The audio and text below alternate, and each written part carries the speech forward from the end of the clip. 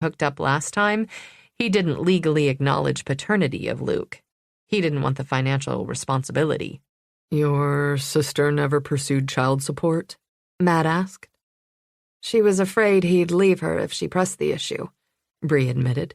Craig had definitely been Aaron's weakness. Matt frowned. Is there any reason he could have killed Aaron? Not that I can think of, but the idea disturbed Bree. Craig was selfish enough to be a killer, even if she couldn't think of a motive. Matt looked skeptical of her answer, too. I'll start inquiries this morning, Dana said. Maybe you'll get lucky and he died at some point over the years. As cold as it sounded, Bree agreed with her. Brody and I are going to head home. Matt pushed off the counter. He needs breakfast and I need a shower. I'm going to talk to Justin's neighbors today, and maybe cruise some of the camping sites he likes. When I was at his house, I noted his gear was missing. I want to follow up on that other lead we talked about last night. I'll let you know if I learn anything interesting. Bree nodded. I have a ton of calls to make this morning. Then I thought I'd go over to the salon. Most of Aaron's friends work there. I can talk to her boss, too. You're looking for a killer, Dana said. I don't like the idea of either one of you finding one alone. I'd feel better if you watched each other's backs. Sure, Matt said with a small, slightly smug smile. We could do that. Matt and I already decided to work together. Bree just hadn't told him yet. But what he'd said the night before had repeated in her thoughts over and over while she attempted to fall asleep. Those kids need you. He'd been right, and she'd been foolish to chase the intruder alone in the dark. She was used to being alone, to having no one except Vader dependent on her. But all that had changed with her sister's death. Bree had to be more careful. Good, Dana nodded. Then that's settled. Footsteps thundered on the steps. Luke and Kayla rushed into the kitchen. Dana! Kayla ran to her. Luke hung back a little, but Dana enveloped both kids in a huge hug. I missed you two. While Dana greeted the kids, Bree walked Matt to the door. When do you want to meet? Matt checked the time on his phone. How about I pick you up at noon? Bree nodded. That'll give me time to make phone calls, but you don't need to pick me up. I can meet you. I'll pick you up. Matt and the dog left. Bree frowned, irritated at his bossiness and also at the way her body relaxed as soon as the dog was gone. She still wasn't sure how she felt about Matt. He was sure that Justin was innocent, and Bree was not. Still, her instincts told her he was being straight with her. They had an additional suspect, but they didn't even have a full name for Nico the drug dealer. Justin was still the prime suspect in Bree's mind, but thoughts of Craig left her distinctly unsettled. Chapter 13. Matt sipped from his travel mug of coffee as Bree jogged from the house toward his SUV. He'd spent the last few hours driving all over town and checking Justin's favorite camping spots. Matt had also called Justin's friends. No one had seen him. You didn't have to leave Brody at home, Bree said as she slid into the passenger seat, though she appeared relieved the dog was not with him. It's fine. Matt drove away from the house. My sister promised to take him for a long walk this afternoon. She'll spoil him rotten. Where are we going first? Halo Salon and Spa. I made an appointment to speak with the salon's owner, Jack Halo. I'd also like to talk to my sister's best friend, Stephanie Wallace, but she didn't answer her phone. Steph and Aaron had stations next to each other for years. Halo changed ownership about a year ago. Aaron was worried about her job for a while. She was relieved to have survived the transition. What are you doing about your job? Between vacation and other accrued PTO, I can swing 3 or 4 weeks. Family and Medical Leave Act might apply to you, too. The kids would have to be my legal wards for me to apply for that. Matt knew she was going to raise those children, even if she wasn't ready to admit it. Did you call the schools, too? Yes. The counselors both said to let the kids decide when they want to return to school. I was hoping for more concrete advice. At least they confirmed what you'd been thinking. Matt rubbed his jaw. He'd showered and shaved, but still felt sluggish. You should trust your instincts with the kids. You're good with them. I guess, but it feels like I'm treading water in the middle of the ocean with no land in sight. Sure, I know the mechanics, how to move my arms and legs to stay afloat, but how long could I keep it up before I sink? The amount of responsibility she was assuming must be suffocating. You okay? He asked, his eyes probing hers. Bree didn't answer. She looked as if she didn't know if she was ever going to be okay again. Erin loved her job. I tried to talk her into going to college, maybe becoming an accountant or something, but she loved doing something different every day. She enjoyed being creative and making women feel good about themselves. I probably should have appreciated her for what she was instead of always trying to change her. Matt shrugged. Sisters are supposed to be bossy. Mine is younger than me. She loves to tell me what to do. Bree laughed, surprising him. Seriously, give yourself a break, Matt said. You loved your sister. You cared enough to talk to her about her life and give her advice. Bree nodded and sighed. You know everything about my family. Tell me about yours. I have 2 siblings. My older brother is a retired MMA fighter. He just opened his own MMA studio. My little sister operates a dog rescue and runs the office of my brother's studio. Dad is a retired family doctor. Mom taught high school English. No deep, dark family secrets? Afraid not, Matt said. Nolan becoming a professional fighter was not a popular decision with my parents, but him going all black sheep is the only real family controversy. That must be nice. Here we are. Matt turned into the entrance of Halo Salon and Spa and parked. Ready? Yes. Bree reached for the door handle. They stepped out of the vehicle and crossed the lot. Matt opened the glass door for her, and Bree went inside. The lobby was open and modern, with a clear view of the main salon area. The space was designed with an open concept. Hairstyling stations were on the left side of the room. Behind them, shampoo sinks lined the rear wall. To the right were a cluster of manicure stations. Through a doorway, Matt could see chairs with foot baths in another room.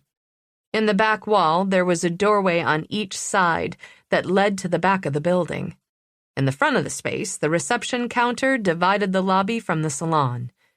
Shaped like a comma, it circled partially around an open spiral staircase. They walked to the counter. A middle-aged woman dressed in all black greeted them. Pink highlights shone in her blonde hair. Can I help you?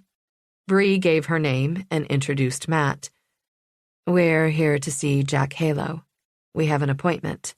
Matt wondered if that was his real name. Right this way. The woman emerged from behind the counter and led Bree and Matt up the spiral staircase to the second-floor landing. In front of the landing was a central hall lined with doorways. Additional hallways flanked the second story. What's up here? Bree asked.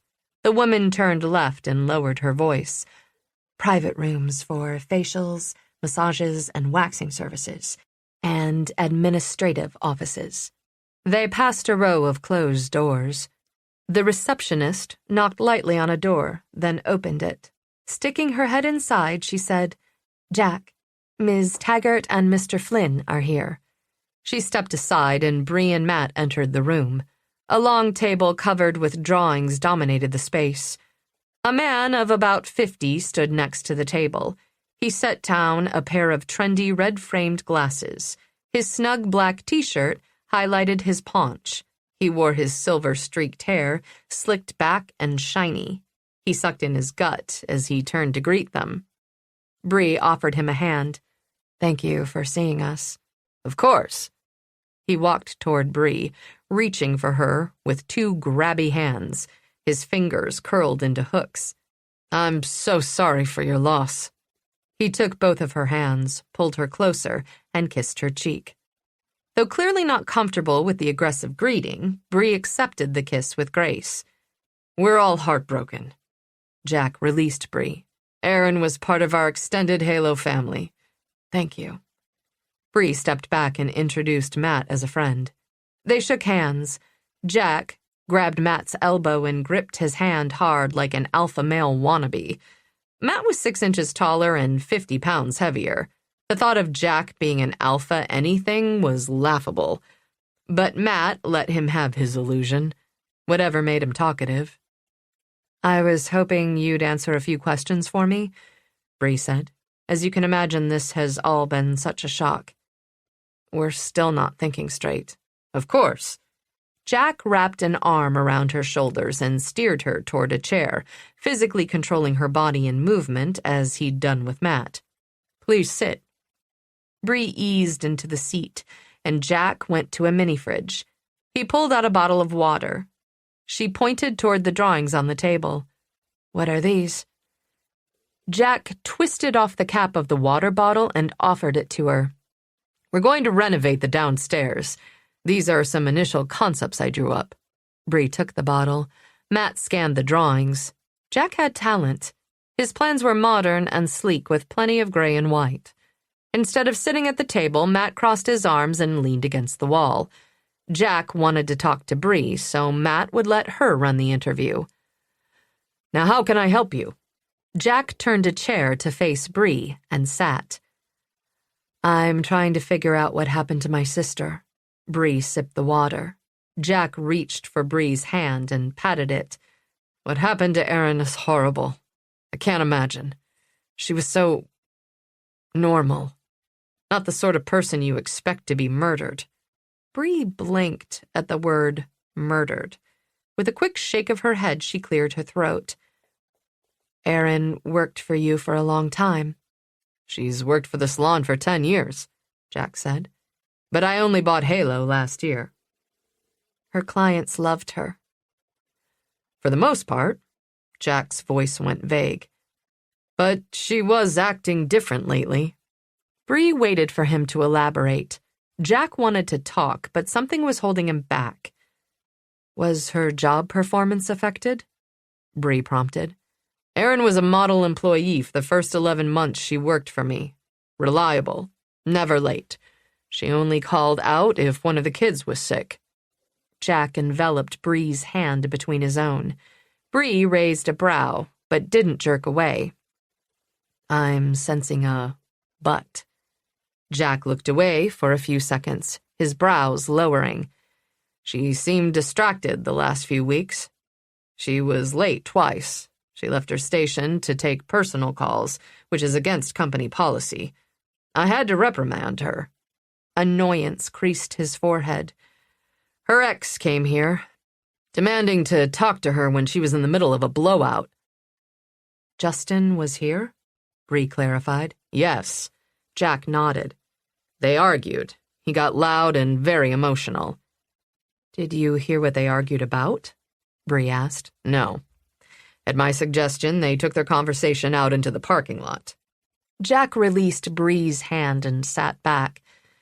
"But she was out there for 20 minutes. Her client was very unhappy. I had to give her a free manicure and promise her a new stylist to keep her as a patron."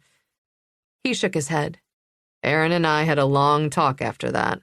I told her that it couldn't happen again, or she would lose her job." Bree appeared momentarily speechless. In Matt's opinion, a visit from an agitated boyfriend seemed more like a situation for an employer to intervene and make sure his female employee was safe rather than reprimanded. "Did she say anything about the argument?" Bree asked. And for the first time, it seemed she was struggling to keep her cool.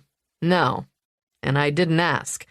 I don't have time to be everyone's friend. I run a tight ship here." Jack flushed and picked a piece of lint from his t-shirt.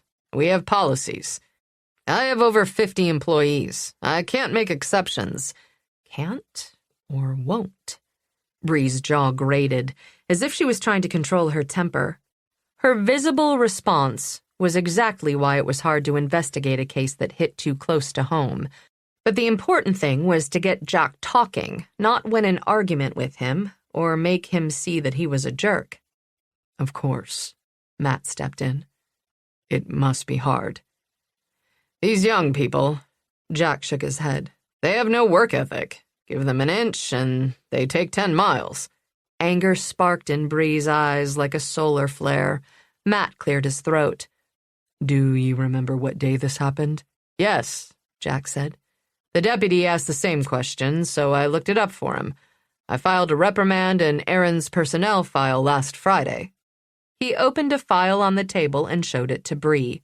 Bree gave him a small smile that looked more like she was baring her teeth. Do you know when Aaron left work on Tuesday? The deputy asked that too. Jack nodded. She worked from 8 to 4. Thank you so much for all your help, Matt lied. We appreciate your cooperation. Of course, Jack said. I hope they find out who did this to your sister. Thank you. Bree set the water bottle on the table. I'd like to talk to some of the girls. I know Aaron was close to a few of them. No, I'm sorry. You'll have to speak with them off premises, Jack said. A sheriff's deputy was here this morning. He interviewed the staff and made them all cry. It was very disruptive. He spread his hands wide. The salon is busy downstairs. I can't allow you to get the girls all upset again. I'm sure you understand. Matt didn't, but there wasn't anything he or Bree could do about it. He was no longer in law enforcement, and this wasn't Bree's jurisdiction. No one had to talk to them. Jack stood. Let me get you the things in her locker. Wait here. He left the room. Matt pushed off the wall. I'm going to use the restroom. I'll meet you in the lobby. Since Jack had turned left, Matt went right. Fire code would require a staircase or two in addition to the spiral one behind the reception desk. At the end of the corridor, Matt spotted an exit sign mounted on the wall. He went through a steel door and down a set of concrete steps. On the first floor, he pushed through another steel door into a hallway that ran the length of the salon. He didn't run into anyone until he passed the restrooms. Matt made his way to the reception desk to ask where he could find Stephanie Wallace. Then he followed the receptionist's directions to a station on the other side of the room. Stephanie was a tiny brunette who tottered along in a pair of thigh-high ankle-breaker boots. She was sweeping clipped hair from the black mat under her swivel chair. I'm a friend of Aaron's sister, he explained. We need to talk. Her heavily made-up eyes welled with tears. She glanced back at the desk. My boss. She grabbed a business card from her station and wrote a phone number on it. I'm off tomorrow morning. We can meet then. Text me. She turned around to greet her next client. Matt slid the card into his pocket. When he caught up with Bree in the lobby a few minutes later, she was carrying a black reusable shopping bag with the Halo Salon and Spa logo on the side. The expression behind her eyes suggested she'd like to chew Jack Halo's head right off his body. Voices and blow-dryers echoed in the tiled space, and the air smelled heavily of perfumed products. He leaned close to Bree's ear. We'll talk to Steph tomorrow. Thank you, Bree said through tight lips. Matt pushed through the glass doors and welcomed the non-perfumed air in his face. Bree kept her emotions in check until she climbed into the SUV and closed the door. My sister's 10-year career at the salon boiled down to the contents of one reusable nylon bag that he couldn't wait to get rid of. What an ass. Matt started the engine. Good job not strangling him. Yes, she exhaled. Now we know that Justin came here and argued with Aaron. Matt frowned but didn't comment, and he drove out of the parking lot. I don't want him to be guilty either, Bree said, but you have to consider the possibility. But he didn't have to like it. Where are we going now? I'd like to walk the crime scene and talk with Justin's neighbors. I called Todd Harvey this morning. He said Justin's house had been fully processed and released. Are you sure you want to see the scene? Matt asked. Her eyes said no as her voice said yes. Want has nothing to do with it. I owe Aaron. She leaned against the headrest. If the chief deputy found a burner phone, would he tell you? I don't know. Matt headed for Justin's place. I think he would have asked me about it. Have you told him about the burner? No, Matt admitted.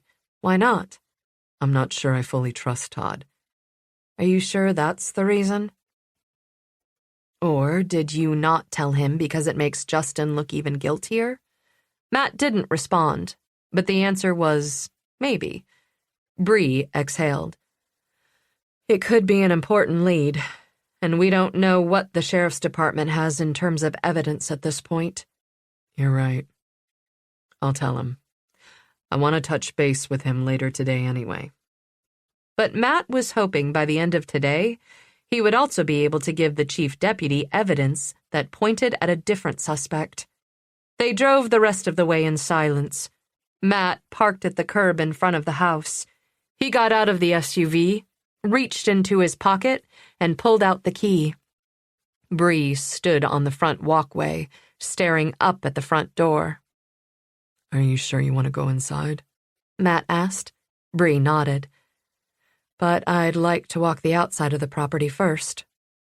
They walked around to the back of the house. Justin's yard didn't have a fence, and footprints obliterated the snow. Was the snow covered with tracks that night, too?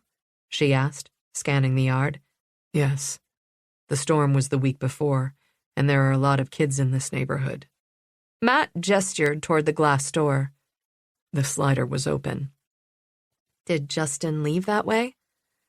We don't know what happened here, including who was here when Aaron was shot. Matt led the way back to the front stoop. He unlocked it, and they went inside. As they stood in the entryway, Matt sniffed. The house smelled normal, with no old blood scent. Bree hesitated at the threshold. He didn't blame her. Her sister had died here. Why don't you search the kitchen and den, and I'll do the bedroom, he suggested. Bree paused, rubbing her solar plexus with one hand as if it burned. I usually like to see the entire scene. As an investigator, there's a lot to be learned from getting the killer's perspective. Is this something she needs to face to come to terms with her sister's death? I agree, he said. I walked the crime scenes whenever I could, but the victim was never your sister. Do you really need to see that? We'll stay together. Her fist was clenched against her gut, and Matt could feel the burning as if it were his own. Still don't trust me? He asked. Not entirely. She led the way down the hall into the kitchen. But that isn't the reason. You mentioned earlier that Justin's camping gear was gone. You've been in his house before, I haven't. Only you will spot other things that are missing. Matt returned to her side. That makes sense. They walked through the kitchen, opening cabinets and drawers. Bree checked the refrigerator. She touched the pizza box on the counter. Aaron loved pizza. Her breath caught, and she took a deep breath before moving on. Matt wandered into the den. Justin's game system isn't here.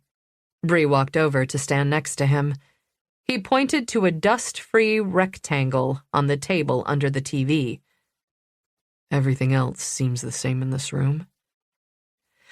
Then, let's tackle the bedroom. Bree turned toward the hallway and the scene of the crime. Chapter 14. Bree strode down the hall. If she hesitated, even for a second, she'd lose her nerve. She stopped in the doorway to Justin's bedroom. A large square of the carpet had been cut out. Forensics had taken the blood-soaked piece with them. Dark red stained the raw plywood. Aaron had bled so heavily that her blood had saturated the carpet and seeped through to the subfloor. Anger flared inside Bree, a rage so quick and sharp it burned. Her vision tunneled, the edges of her sight turning red. She felt hands on her arms, steering her out of the room. The moment passed, her chest loosened, and the air rushed into her lungs. She tried to shake off Matt's hands. "I need to see." "No, you don't." He gripped her biceps tighter as he marched her through the rest of the house and outside. She gulped cold air, snapping herself out of her anger. Back at the SUV, she turned and leaned against the vehicle. She panted, her breaths fast and furious. "I need to know what happened." She wanted to imprint it on her mind so she would never forget. "Why?" His question jarred her. "Why do you need to do this to yourself?" Bree stared at the house. Images of her sister bleeding out on the beige carpet swept through her mind like a subway train. Unable to stop them, she let them pass through, shuddering when the barrage ended. Why did she want to know? To see where her sister died? Why was it so important to her? "Are you stoking some deep-seated need for revenge?" he asked. "No. It's true I want justice for Aaron, but I'm not a vigilante." Deep down, Bree knew even the desire for justice wasn't behind her need to experience her sister's death. "There are crime scene photos to view. Why do you want to inflict this kind of unnecessary pain on yourself?" Matt's eyes lit with understanding. "That's it, isn't it? You want to punish yourself." Bree turned away. His assessment rang all too true. She wanted to hurt. Pain felt good, like a release of sorts. Matt leaned on the car next to her, his shoulder pressing lightly against hers. "Are you all right?" Bree turned her face to the winter sun. The rays, or shame, heated her face. "I should know what was going on in Aaron's head. My sister's life should not be a mystery to me." "When she was in trouble, you were the person she reached out to. But someone killed her before you could help. That is not your fault. You dropped everything because you were worried about her." She glanced at him. "Aaron was murdered in that house, and I can't even woman up enough to walk the scene." One of his eyebrows lifted. "In my eyes, you're pretty badass, but you're still human. Give yourself a break. This case is not like any other you've ever worked. There's no way to detach yourself from it, no way to see it objectively. That's why we're working together, remember?" She swallowed, then nodded. "Are you up to talking to the neighbors?" "Yes." She needed action. Only Justin's block was long. "Let's split up. There are 20 houses on this street. I'll take that side." "Okay." Matt turned away and headed for the first house on the same side of the street as Justin's. Bree jogged across the road. No one answered her knock at the first two houses she tried. She approached a white house directly across from Justin's house. She avoided a patch of ice on the front walk and rang the bell. Faded red paint peeled off the front door like sunburned skin. She heard footsteps behind the closed door, and a curtain shifted in the narrow window next to it. A second later, the door opened. A young man stood in the opening, running a hand through his bedhead. "Can I help you?" "Hi." Bree wished she had a badge to flash. "I'm investigating the murder that happened across the street Tuesday night. Can I ask you a few questions?" His head drew backward a few inches, and he moved as if preparing to close the door. "Are you a cop?" Then again, maybe she was better off not having a badge. She shook her head. "This isn't an official visit. The victim was my sister." He relaxed. "Oh, man, that sucks." "Were you home Tuesday evening?" He nodded. "My name is Bree. I'm Porter Ryan." "Do you know Justin, Porter?" Bree pointed to Justin's house. One shoulder shrugged. Not by name, but, I wave if I see him. Did you see any activity over there Tuesday night? He shook his head. I worked late, but I did notice something weird last night. His brow creased. I saw a flashlight in the house. A flashlight? Yeah. And it wasn't just for a couple of minutes. The light was there for like a half hour. What time did you see the light? Bree wondered if the person with the flashlight was the same person she'd chased out of her sister's house. Between 6 and 7? He didn't sound sure. Did you tell the sheriff's department? No. A deputy came to talk to me late Tuesday night. That was the night before this happened. Would you be willing to give a statement about it? Sure. Is it important? Maybe. Bree raised a hand in a who knows gesture. She asked for his number, and he gave it to her. I appreciate you talking to me. No problem. Sorry about your sister. Thanks. Bree turned away. She wrote a note about what he'd said and continued down the street. She knocked on doors and interviewed more neighbors. No one else had anything interesting to add, though that didn't stop people from talking. It was late afternoon when she caught up with Matt at the end of the street. While they walked back to Justin's house, she told him about the flashlights Porter Ryan had seen. That is strange. If a deputy or CSI tech needed to go back into the house, they would have turned on the house lights. Only someone who didn't want to be seen would have used a flashlight. Could be the same intruder that broke into Aaron's house. Right, Bree said. How did you do? Not as well as you. No one was home at a few houses.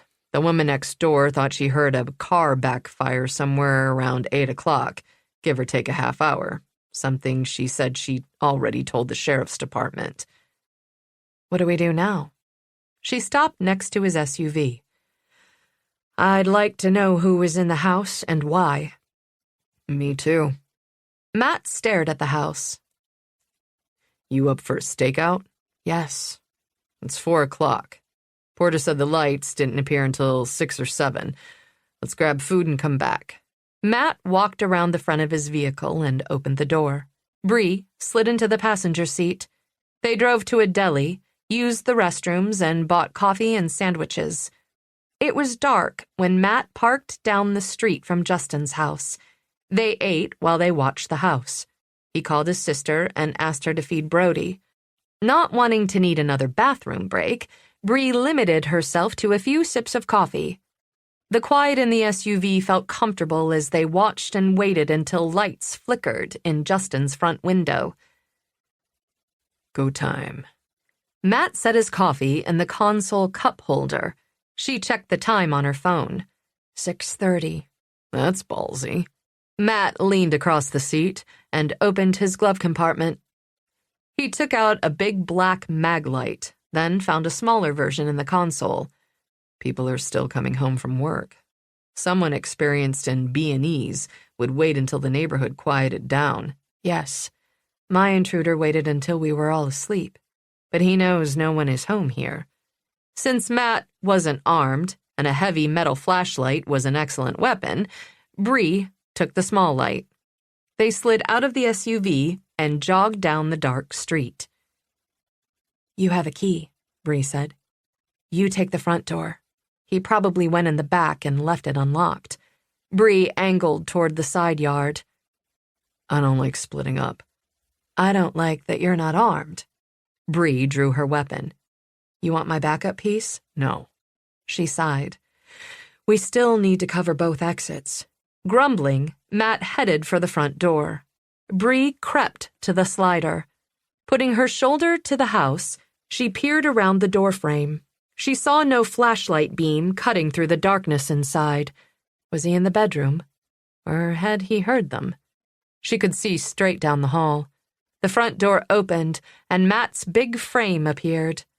As he came toward her, Bree tried the slider and found it unlocked.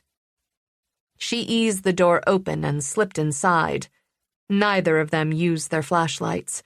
Matt veered off toward the bedroom. Bree eyed the closed door of the walk-in kitchen pantry. She tiptoed to it and gently turned the knob. Empty. She moved toward the coat closet as Matt veered toward a closet in the den. Bree reached for the doorknob.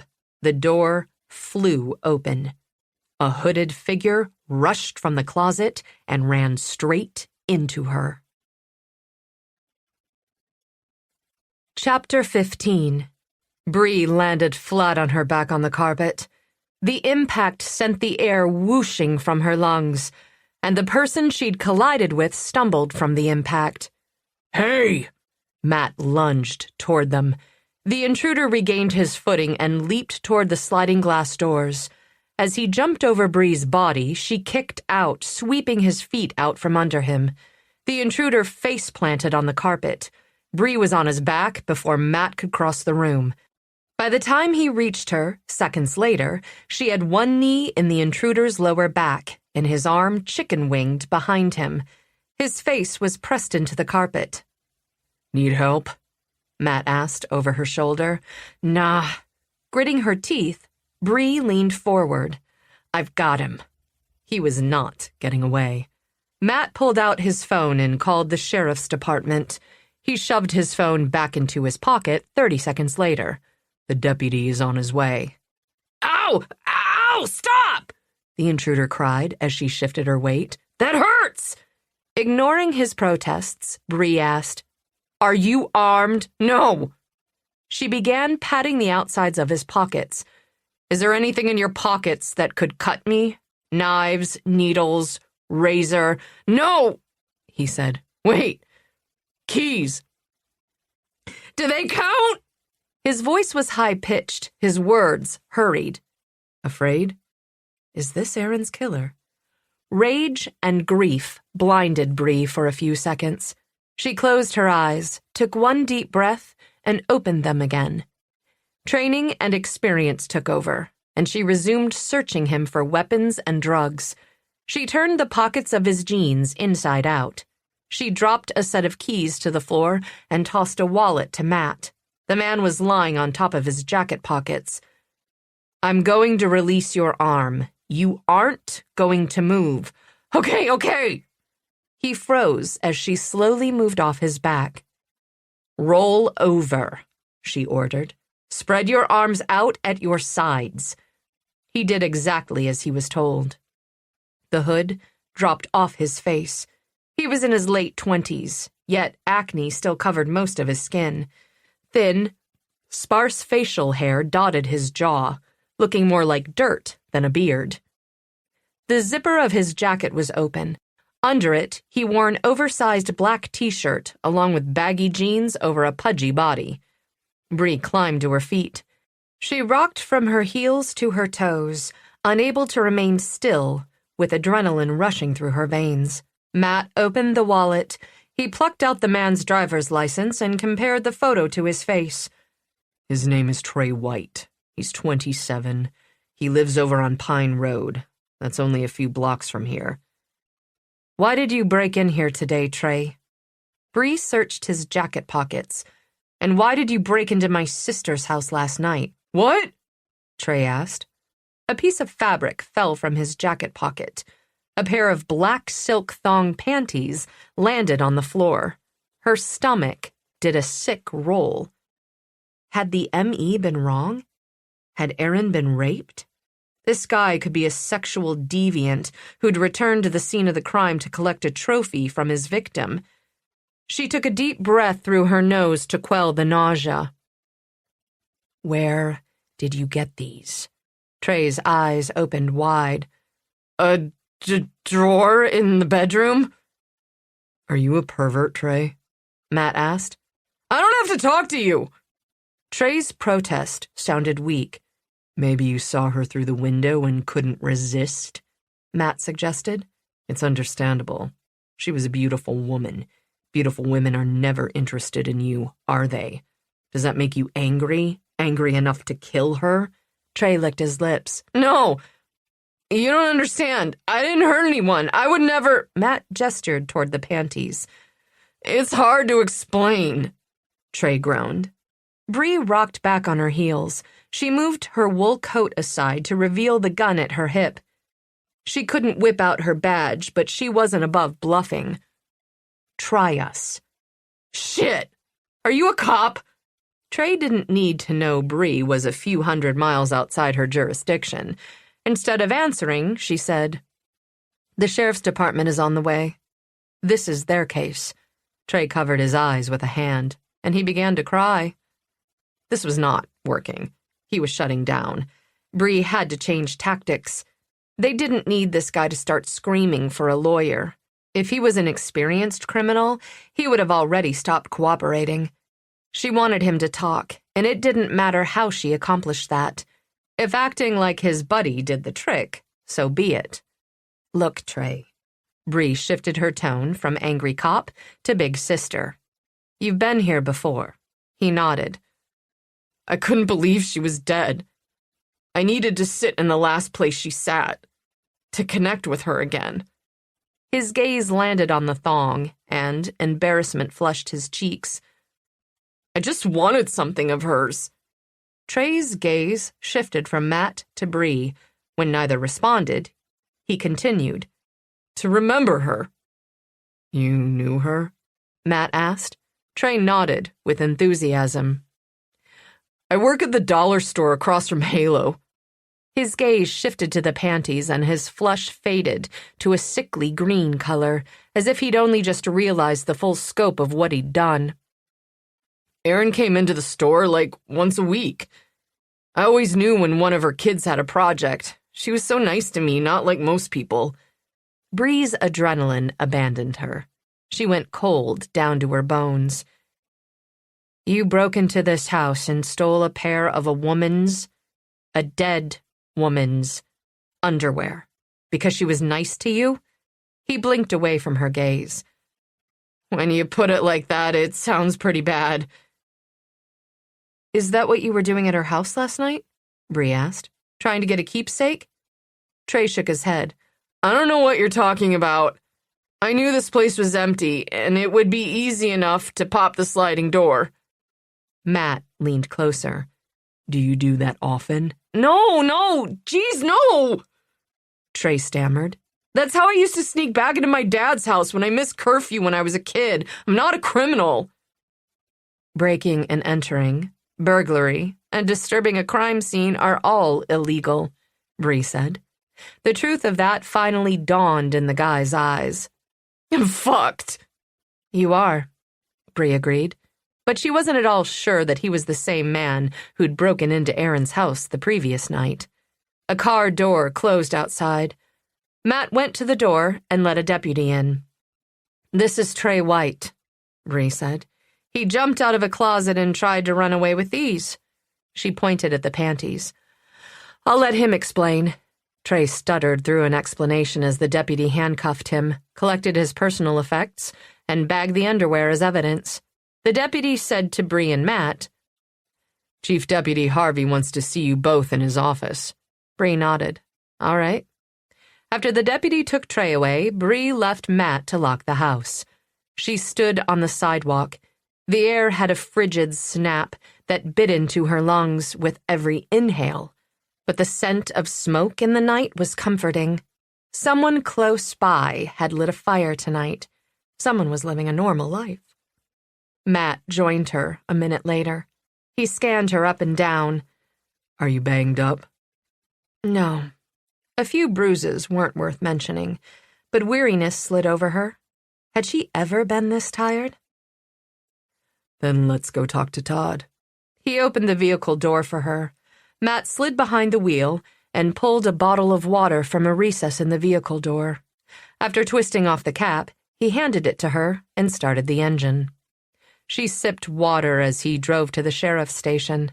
When they arrived, she was surprised to see the admin still behind the counter after business hours. Marge escorted them to a conference room. "Todd will be here in a minute." She assessed Bree with one glance. "You look like hell." She turned to Matt. "Get her some tea with extra sugar from the break room." "Tea would be much appreciated, but I don't use sugar," Bree said. "You do today." Marge made a shooing gesture at Matt. "Get her some crackers from the vending machine, too." After he'd left the room, Marge lowered her voice. "You look like death." Go splash some cold water on your face. Bree straightened her spine and walked to the restroom. Marge was right. Bree looked like a corpse. She followed Marge's orders and looked mostly alive when she was done. Back in the conference room, Matt motioned to a styrofoam cup of tea and a vending machine pack of crackers on the table. Do you always do what Marge says? Bree sat down and sipped the tea. Yes. Shrugging, he drank from his own cup, which smelled like coffee. She's worked in the department longer than anyone else. She knows everything about everyone. Good to know. Bree finished the crackers and tea, and her stomach settled. By the time the chief deputy walked into the room, she was functional. Todd sat across from her. He took their statements, then pulled his notepad over a closed file. Trey White is a Tier 1 sexual offender. He has a previous conviction for voyeurism and indecent exposure. He used to work at a department store. He drilled a hole in the wall, peeped in the ladies' dressing room, and masturbated while he watched. Trey is now a repeat offender. Matt scowled. Todd tapped a finger on his closed notepad. Does he have an alibi for the last few nights? Bree asked.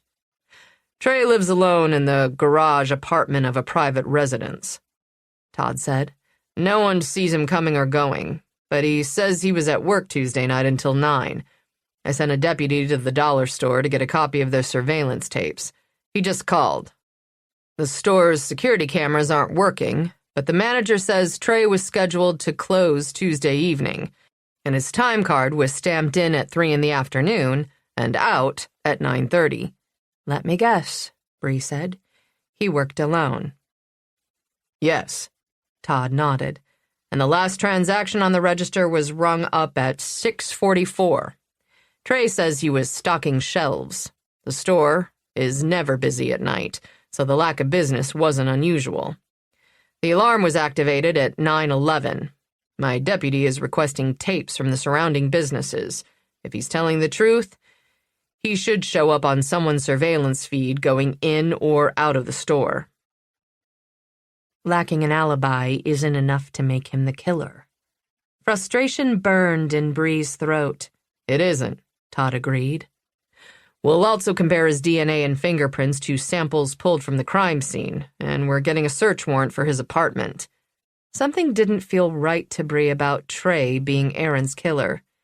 A work alibi was too easy to verify. If he hadn't been at work, he would have made up something harder to prove or disprove. What will you do with him if his alibi checks out, Chief Deputy? She asked. Call me Todd, and for now, he'll be charged with breaking and entering and burglary. The chief deputy leaned his elbows on the table and pinched the bridge of his nose. He broke into a house and stole something very personal.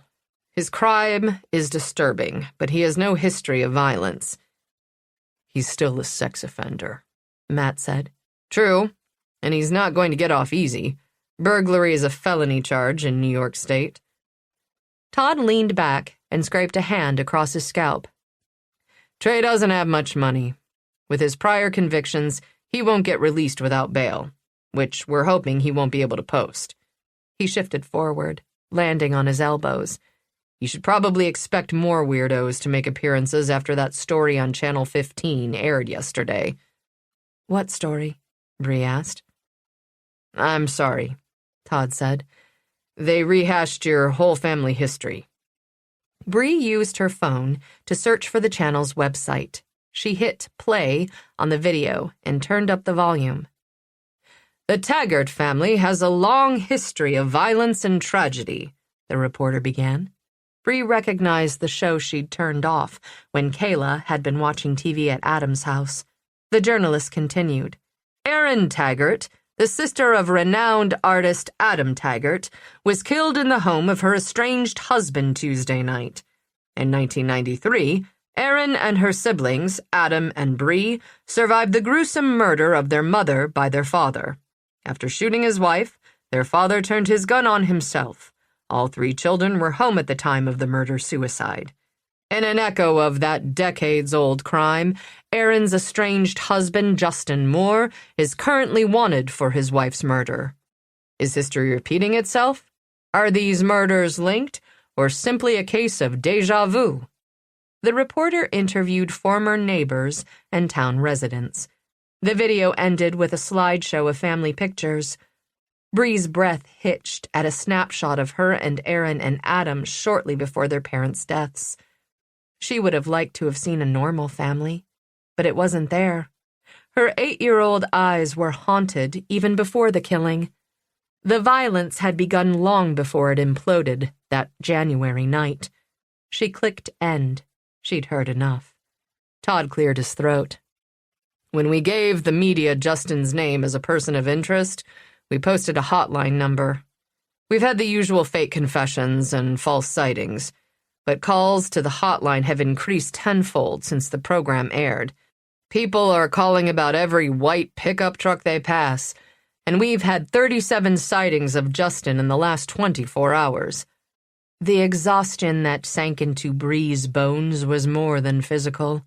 An hour ago, she'd thought she'd caught her sister's killer. Now everything felt wrong about Trey being guilty. She was back at square one. "Do you have any new evidence in my sister's case?" she asked. "Actually, I do." Todd shifted his weight forward again. Justin's fingerprints were found in blood in several places inside his house. Chapter 16. Matt absorbed Todd's statement. "Justin was definitely in the house when Aaron died." "Yes." Todd clasped his hands in front of him. Matt stood and paced the narrow space behind the conference table. "I still can't believe he would have shot her." "Maybe it was an accident," Todd said. "Several of the men who worked at the auto shop stated that Justin was jumpy for the last few weeks. Maybe he took the gun because he thought he needed protection." Matt shook his head. "If he and Aaron just had sex, then she didn't surprise him. He knew she was there." "True." Todd studied him for a few seconds, then did the same with Bree.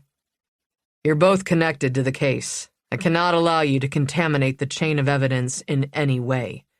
Matt kept his mouth shut. He sensed a butt the size of a Greyhound bus coming. Todd nodded at him. "But I know Matt, and I've made a few inquiries about you." He inclined his head toward Bree. "You have multiple commendations, and I heard nothing but respect for you within the PPD." He breathed long and deep. "You both have experience with homicide investigation. Your perspectives would be valuable. We can't work together in a formal sense, but I'd like to share information, under 2 conditions." Matt stopped pacing. "Which are?" "We keep our arrangement between us." Todd flushed. "No one here can know, except Marge. She knows everything anyway." Matt read between the lines. Todd didn't trust all his own men. "No worries," Matt said. "You don't have to explain the department's issues to me." Bree nodded in agreement. "And neither of you talks to the media." Todd glanced back and forth between them. "I'd like to control the information that goes public." "Okay." Matt dropped back into the chair next to Bree. "I hated being dragged into press conferences." "It's fine with me, too," Bree said to Todd. "What do you have besides the fingerprints?" "This is what we know." Todd brought his file out from under his notepad and opened it. Aaron's fingerprints were found on the makeup and toiletry products in Justin's house, and the brands matched the products in her own bathroom. She definitely spent time at Justin's place. Most of the calls on her phone were to Justin and her kids, with a few to you and her friend from Halo, Stephanie Wallace. Todd looked at Bree. But over the past 3 weeks, she received and placed 7 calls to and from an unknown number. No texts, calls only. Each call lasted 8 to 21 minutes. This number appears to be associated with a prepaid phone. The carrier has no personal information on the user. Justin's dad said he had a burner phone, Matt said. So far, we haven't been able to locate it. Todd opened his notepad and wrote a note. We don't know the number? No.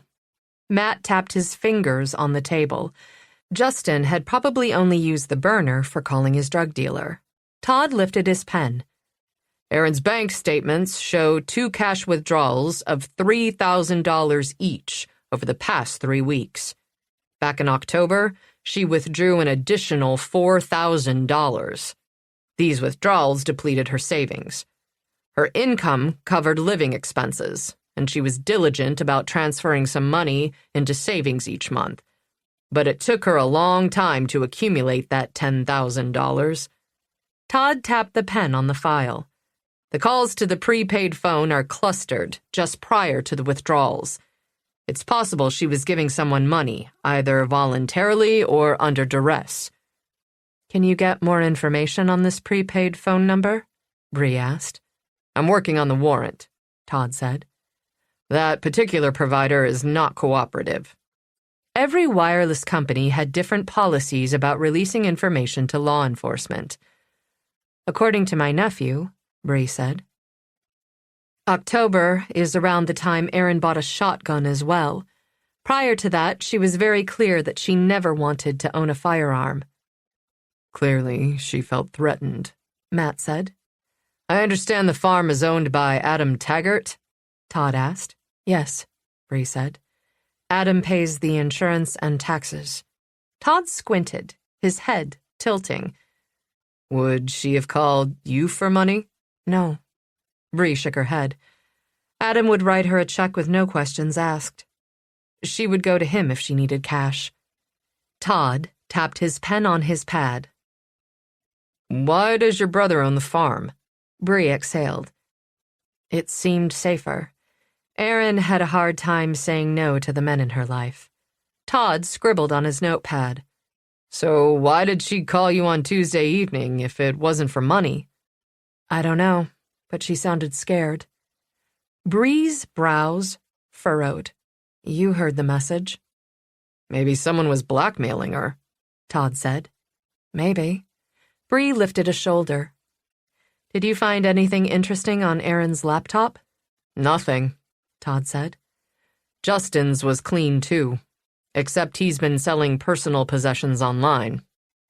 Matt leaned on the table. What kind of personal possessions? Todd flipped several pages in his notepad. Camping equipment, a game console, some power tools. Justin hadn't fled with his camping equipment. Todd flattened his hand on the paper. You realize this is the behavior of a drug addict looking for quick cash. Matt said nothing, but the new information weighed on him. Every sign pointed to Justin using drugs again. Todd rubbed his temple. We tried to question his Narcotics Anonymous sponsor, but the man refused to talk to us. NA doesn't provide legal confidentiality, Bree pointed out. He's not Justin's lawyer or doctor. Todd rubbed the back of his neck. We still can't force him to answer questions. You could subpoena him, she suggested. Todd set down his pen. And his lawyer would fight it, and in the end, we can't prove he knows anything key about Justin. The legal roundabout isn't worth the time or effort unless we charge Justin with a crime, and we're sure the sponsor has important information. Do you have any theories about Tuesday night? Matt asked. Maybe. Todd's forehead wrinkled. We think Erin had a... He hesitated, blushing. Date with Justin. Sex and pizza, Bree filled in. Todd nodded. She showered and hung her towel in the bathroom. While she dressed, Justin took his turn in the shower. Matt closed his eyes and pictured Justin's house. Erin had been fully dressed, including a knit hat. That fits the timeline.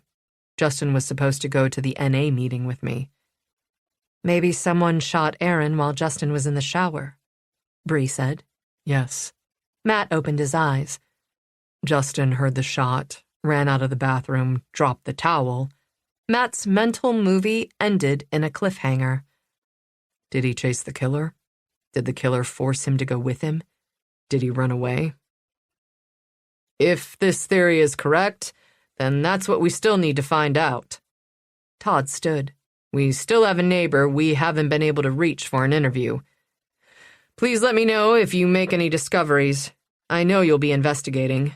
If I were in either of your positions, I would. Bree and Matt shook his hand, and they left.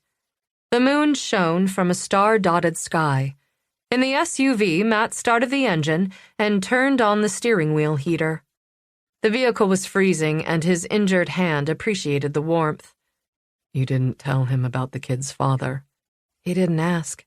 Matt lifted his brows. Really? I told him about the burner phone.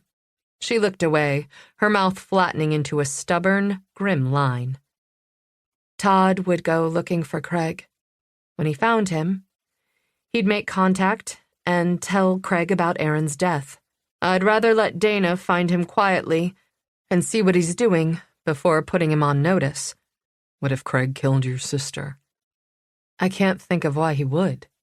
Bree's eyes went dark.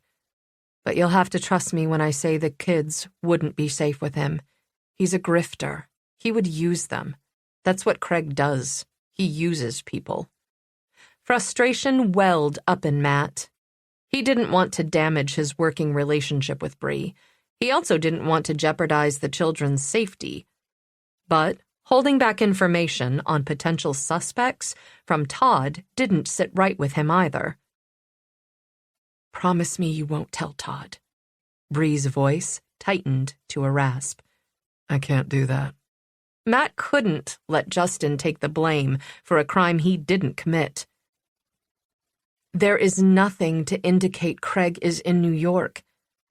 Todd should know about him, Matt insisted. Actually, Todd should have asked about the kid's father.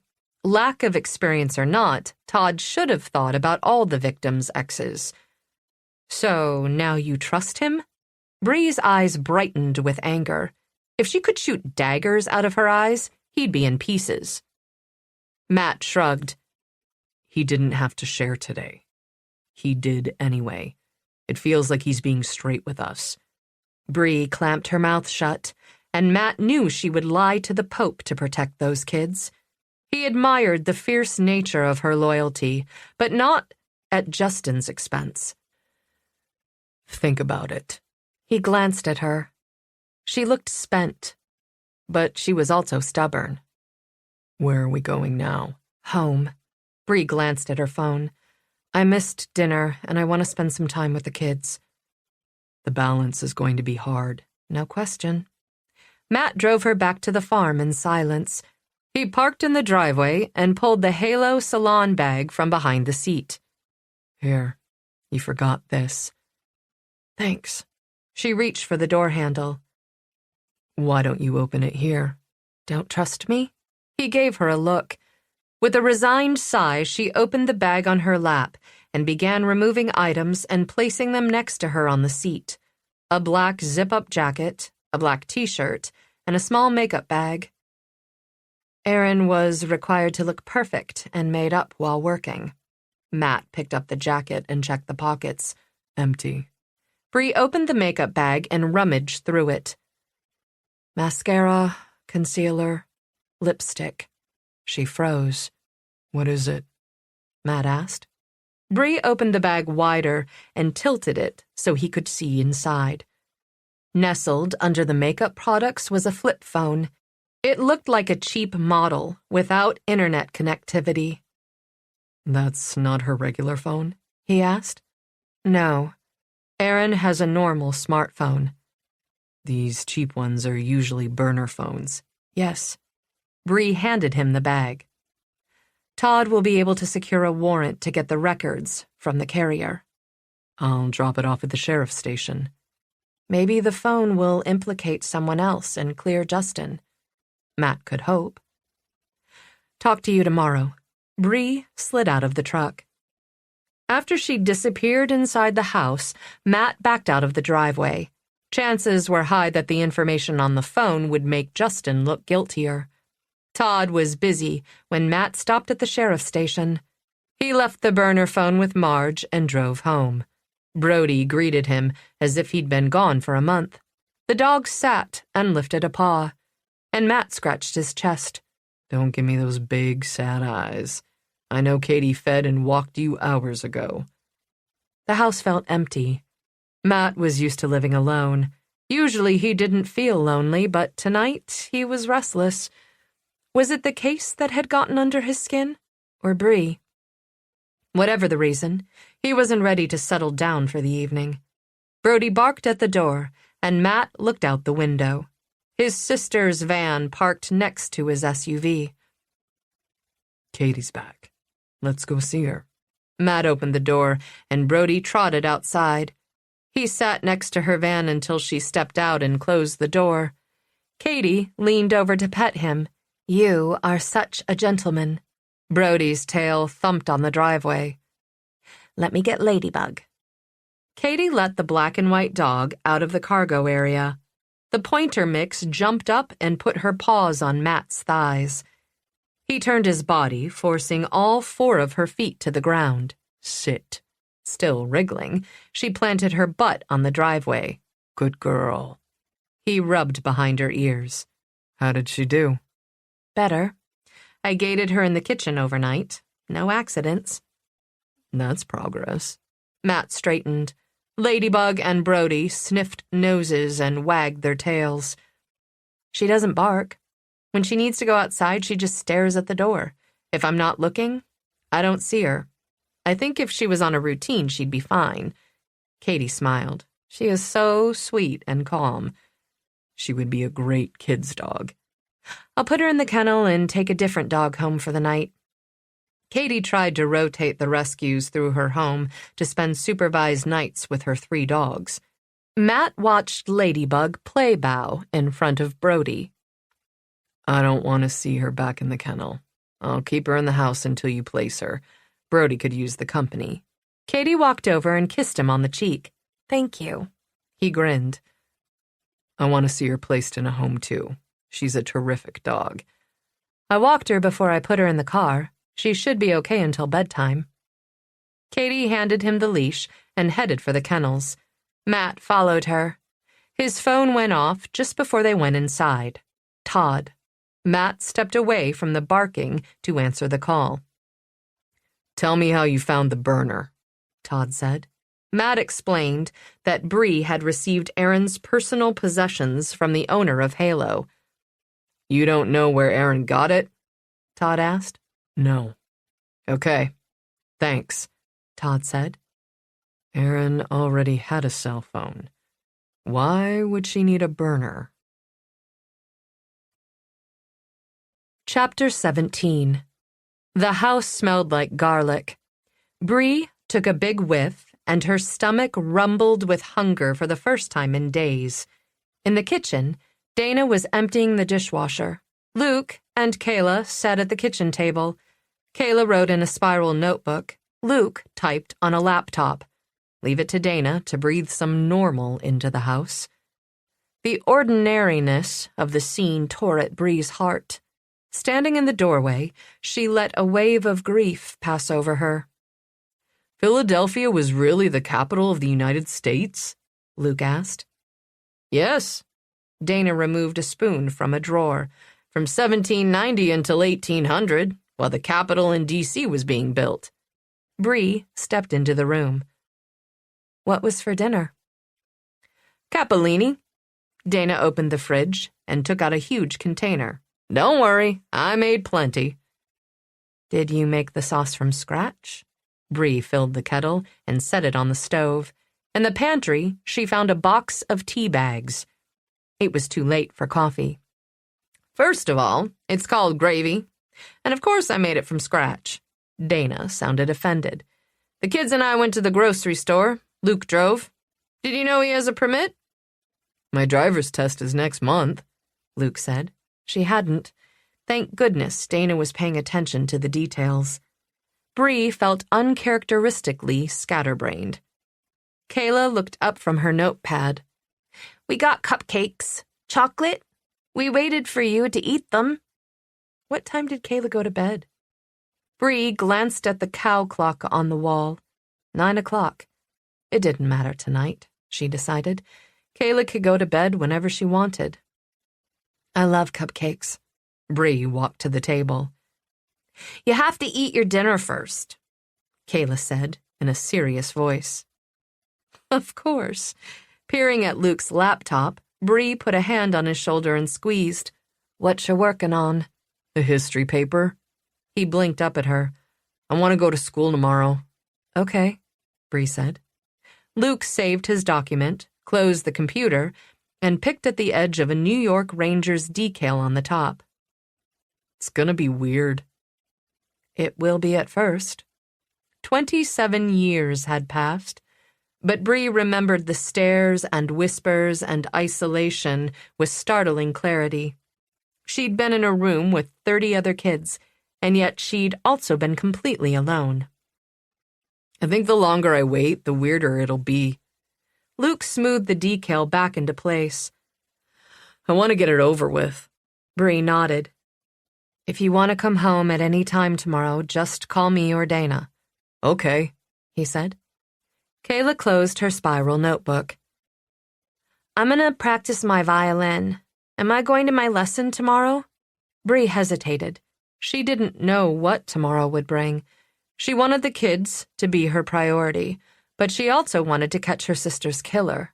Not a decision she'd ever thought she'd have to make. If you want to go, Dana said, one of us will take you. Seemingly satisfied, Kayla slid off her chair and left the room. I'm going to check the horses before I go to bed. Luke stood. I'll do it, Bree said. I'll be up for a while anyway. Okay. Luke went upstairs. The sound of off-key notes drifted into the kitchen. How do you think they're coping? Bree asked. Dana scooped pasta onto a plate. I think it will get harder after the funeral. Right now, they're still in shock. I need to talk to them about Aaron's funeral. They should have a say in what happens. Did you? No. My mother's funeral is a blur. Everyone in town came, not sure whether they were supporting the family or gawking. There was no funeral for my father. No one publicly mourned a killer.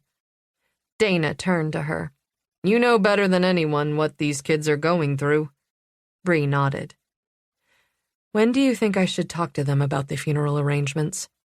Dana put the plate in the microwave and pressed a button. They've had a rough couple of days. I'd let them get a decent night's sleep. Tomorrow is soon enough. Where is Aaron? Bree had arranged for a local funeral home to collect her sister's body.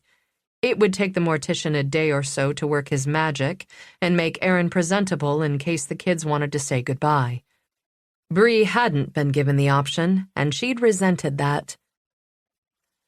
I searched your sister's desk today, Dana said. I found a copy of her will and her attorney's card. I left a message for the attorney. Did Aaron name a guardian? But Bree knew the answer even before she'd finished the question. Their parents were gone. Their grandparents were dead. The cousin who'd raised Bree had died as well. The Taggart siblings had only had each other.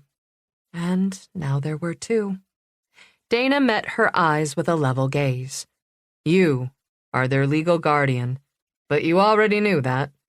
I'm sure Adam will help with the finances, but he's not capable of raising them. Bree's thoughts scrambled. My apartment is too small for 3 people. There are larger apartments in Philadelphia, Dana pointed out. Bree glanced at the barn out back. There's nowhere to keep horses in Philadelphia.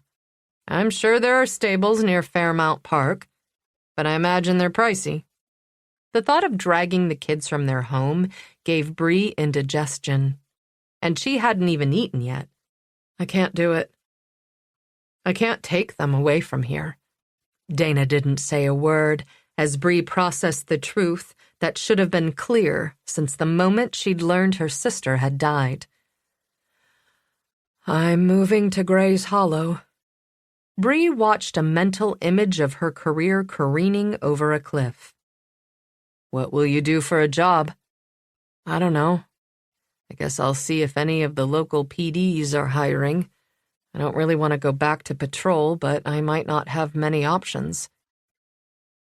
Or any options. The kids had to come first. They'd just lost their mother. Bree would not yank them out of their lives. There was nothing she could do to lessen their grief, but she wouldn't add to their trauma, which meant she was the one who would give up her life. Look on the bright side. You don't have a serious relationship to end. Last week, I didn't consider my single status a plus. See? Bright side. Dana checked the pasta. Why did you break it off with that lawyer? He was obsessed with his hair. He used more products than I do. Dana laughed. And the guy you dated before him, the arson investigator? He had a creepy laugh. And the sex had been meh. We didn't have any chemistry. Dana took the plate from the microwave. You have issues with commitment. You should talk, Ms. Two Ex-Husbands. At least I've made commitments. Dana opened a drawer and removed a fork. Bree rolled her eyes. My relationship status is hardly important right now. Can we get back to the problems at hand? Did you find anything that might indicate what kind of trouble my sister was in? No, Dana said. I found normal, boring personal papers, insurance policies, tax returns, etc. Her records are meticulous. She filed her appliance manuals alphabetically. She had a file for online accounts and passwords, so we can access all her phone and financial records. I'll start reviewing those tomorrow, as time permits. Then again, maybe there's nothing to find. 2 sheriff's deputies already searched the whole house. You have no idea how thorough they were, and they didn't know my sister. Bree paced. I feel like Erin would have left a record somewhere. She was organized. She kept records of everything. I'll search her room later tonight. That's where she would have stashed anything of a personal nature that she hadn't wanted the kids to see. Did you find Craig? Dana handed Bree the plate. I found more than 40 men named Craig Vance. You don't have his social security number, do you? Bree took her dinner to the table and sat. Sorry, no. Then I'm slogging through the list, gathering data, knocking off anyone who isn't the right age, and calling those who might fit his general profile. What excuse are you using? Bree asked. I claimed his uncle died and left him money. Good one. People cooperate if they think they'll get money. So far, I've narrowed it down to 12 possibilities in the tri-state region. If none of those pan out, I'll expand the search. Dana picked up some papers and brought them to the table. In other news, Matt's friend came by and worked up a quote on a security system. She set the papers in front of Bree. His plan seems thorough. Bree flipped through the pages. Windows and doors all covered, battery backup, central monitoring. Yes, yes, and yes. Then it's a go. I'll call him in the morning and tell him yes, Dana said. Bree heard more squeaky violin notes overhead. How am I going to raise them? I've never been a parent or had a good parent. You love them, so you'll figure it out. You know what not to do. Dana glanced at the ceiling, where the painful sounds of an off-key note lingered. Eat your dinner. Then go help that child with her violin. I covered American history, but I don't know one music note from another. Bree shoveled down her pasta, then climbed the steps and knocked on Kayla's doorframe.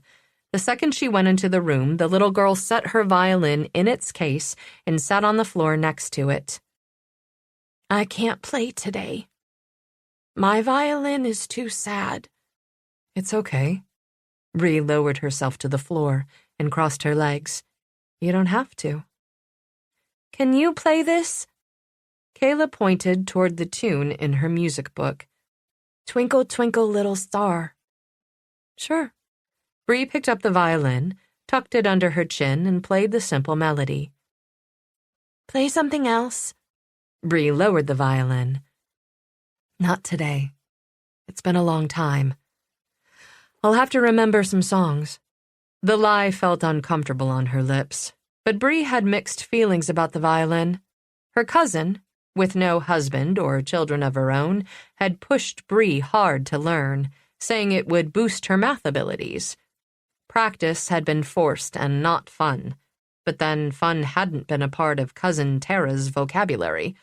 Bree had attended top private schools, but her childhood had never been happy. The violin was caught up in those memories. Luke said he's going to school tomorrow. Do I have to? Do you want to? Bree set the violin down in its case. Kayla shook her head. I might cry. I don't want to cry in front of the other kids. It's okay if you cry. It's okay if you want to stay home, too. Bree sidled closer until their shoulders were touching. I talked to your guidance counselor. She said when you go back to school, you can come to her office any time during the day if you need some space. I don't want to go. Kayla's voice sounded thin and fragile enough to break. That's fine. Everybody's different. Don't feel like you have to do what Luke does. Kayla nodded, then crawled into Bree's lap and cried softly. Bree held her until she stopped. Aunt Bree? Yes? What will Mommy's funeral be like? I thought you and Luke might want to help plan it. It can be whatever you both want. The hell with convention and expectation. Kayla nodded against her chest. Do you want to eat the cupcakes now? Bree asked. Maybe. Kayla crawled off her lap. Aunt Bree? Yes? What's going to happen to me and Luke? Are we going to have to move?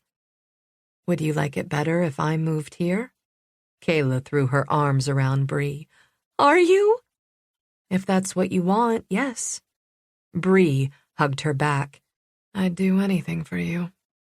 They knocked on Luke's door, then all three of them went downstairs.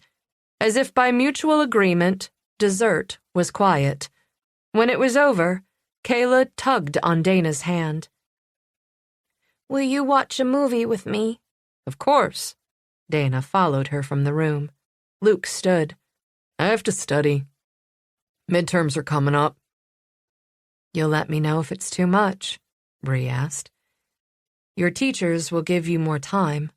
I talked to your counselor. She said for you not to worry. Luke shook his head hard. No, I don't want any special attention. All right, Bree said.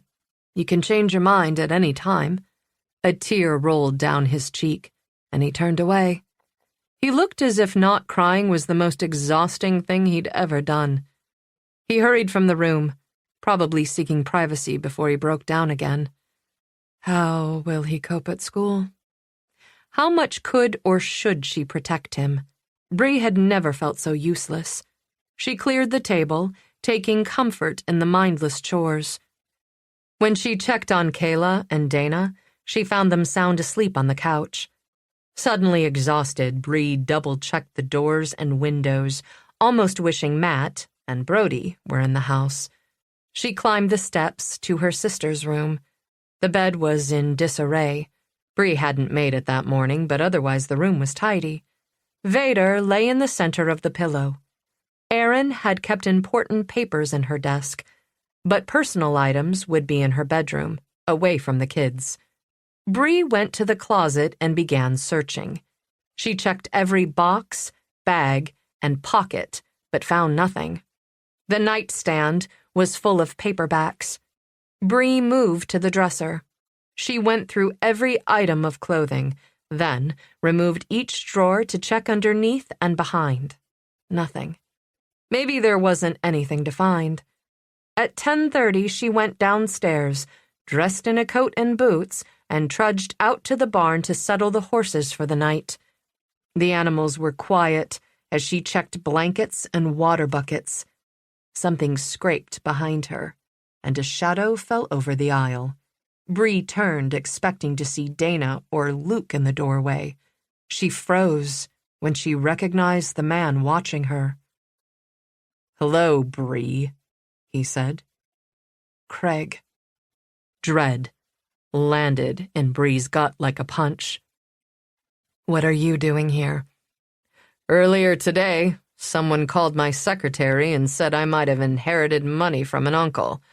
Since I don't have any uncles, the call, and the personal nature of the questions the caller asked, felt suspicious to me." Two kinds of people were the most suspicious: cops and guilty people. "I did some digging around online and saw the news about Aaron's death. Then it all made sense." He stepped into the light. He wore jeans and a blue parka. His blonde hair shone in the barn light, but his gray-blue eyes were the same color, and about as warm as a shark's. "Was it you who called?" "No." Craig's eyes glittered in the light. "Well, anyway, here I am." Bree left the paints stall and locked it. "What do you want?" "I don't know what you mean." Bree stopped and waited. A minute passed before he squirmed. "I came to see my children." "What children are those?"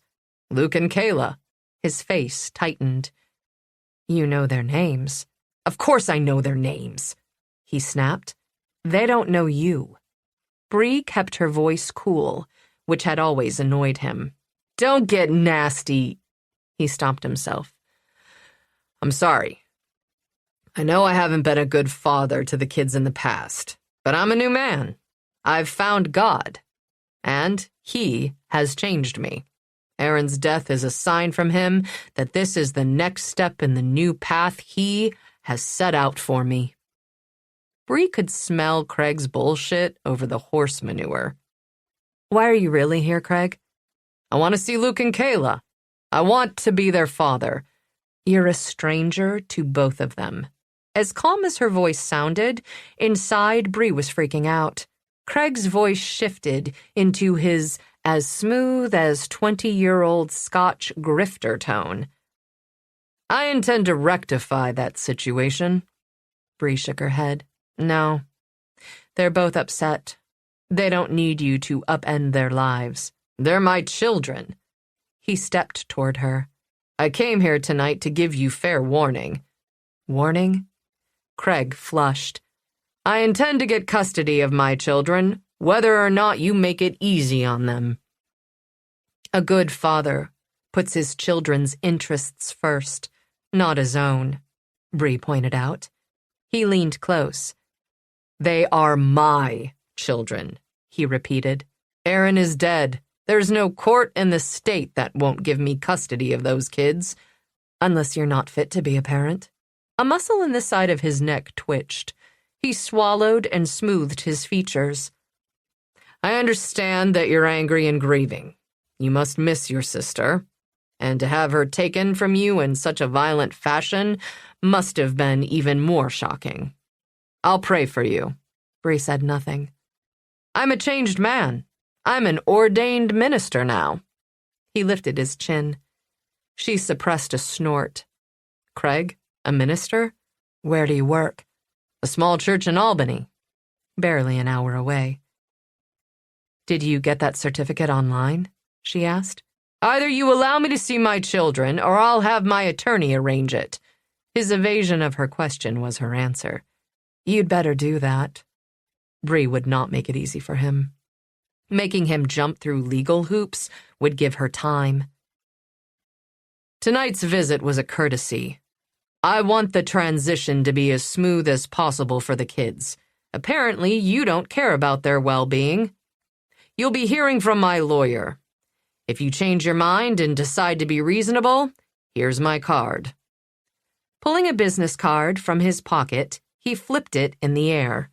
It spun and fluttered to the ground. Then he turned and left the barn. Bree walked out into the cold and watched him trudge through the ice toward a sedan he'd parked halfway up the driveway. Craig had said he'd found God, but Bree knew the only thing he'd found was a way to separate a congregation from its collection money. She couldn't believe he wanted his children. He'd shown no interest in them for their entire lives. What was his endgame? What did he really want? Whatever it was, Bree knew he was up to no good. She returned to the barn, picked up the card, and shoved it in her pocket.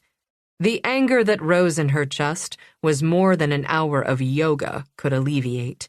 She sent Matt a text. "Is there a gun range nearby?" He answered, "Yes. Can we go shooting tomorrow, before we see Stephanie?" "Sure. Thanks." Bree slipped her phone back into her pocket. There was nothing like a visit from Craig to make her want to shoot something. Bree closed the barn door and paused, her gaze sweeping the field surrounding the house. The countryside was peaceful and quiet. It was also dark. There were no streetlights, no billboards, no headlights, and anyone could be out there. She could install an alarm system in the house, but there was nothing she could do about the sheer emptiness all around her. Chapter 18. Matt drove toward the gun range. The morning sun glared on the hood of his SUV. He glanced at Bree in the passenger seat. "You don't look like you slept at all." "I didn't." Bree stared out the window. "Aaron's ex dropped by last night." "Craig Vance?" "Yes. He said he wants the kids." Bree's brows dropped into a troubled line as she described her conversation with Craig. At one time, all she wanted was for him to want to be a husband and father, but that ended the night he beat her. "Do you have any proof he's unfit?" "No," she sighed. "I called a family law attorney this morning. Craig can file a paternity petition in family court, which will probably order a DNA test. Aaron isn't here to object." "He can get custody." "Yes." Bree's voice was tight with bitterness. "If Luke objects, the kids would be separated, just like me and my siblings were." "How did that happen?" Matt couldn't imagine having his parents and siblings all ripped away at the same time. Bree hesitated. "Aaron and Adam were raised by my grandparents. I was too difficult to manage. I acted out in school. I got into fights. I threw tantrums. What I remember most was an overwhelming sense of everything, my life, my emotions, being out of control. My grandparents were elderly and not in the best health. They couldn't deal with me. A cousin in Philadelphia volunteered to take on the job." "You were older and probably more traumatized." "Not more traumatized, just differently traumatized," she said in a matter-of-fact voice. "Aaron and Adam had their own problems.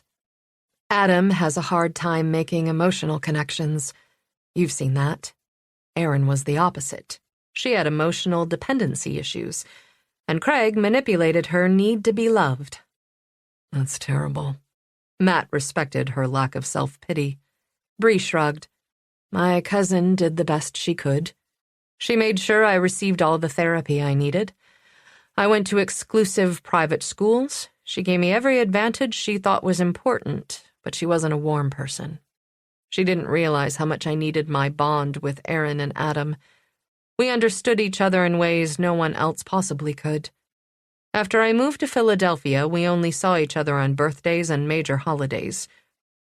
We should have been kept together. No Ivy League education could make up for our lack of connection." "You must have missed them." "Yeah."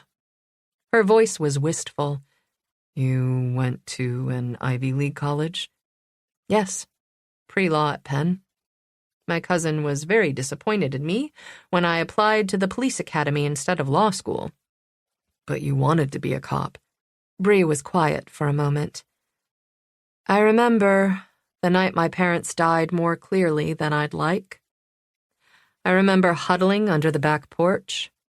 It was the sheriff who found us. I remember him pulling us out from under the porch, wrapping me in his coat, telling me I was safe." She paused. "It sounds hokey, but the way he treated us made a difference in my life, and I wanted to make a difference too. I don't think it takes a genius to figure out why I wanted to be a cop."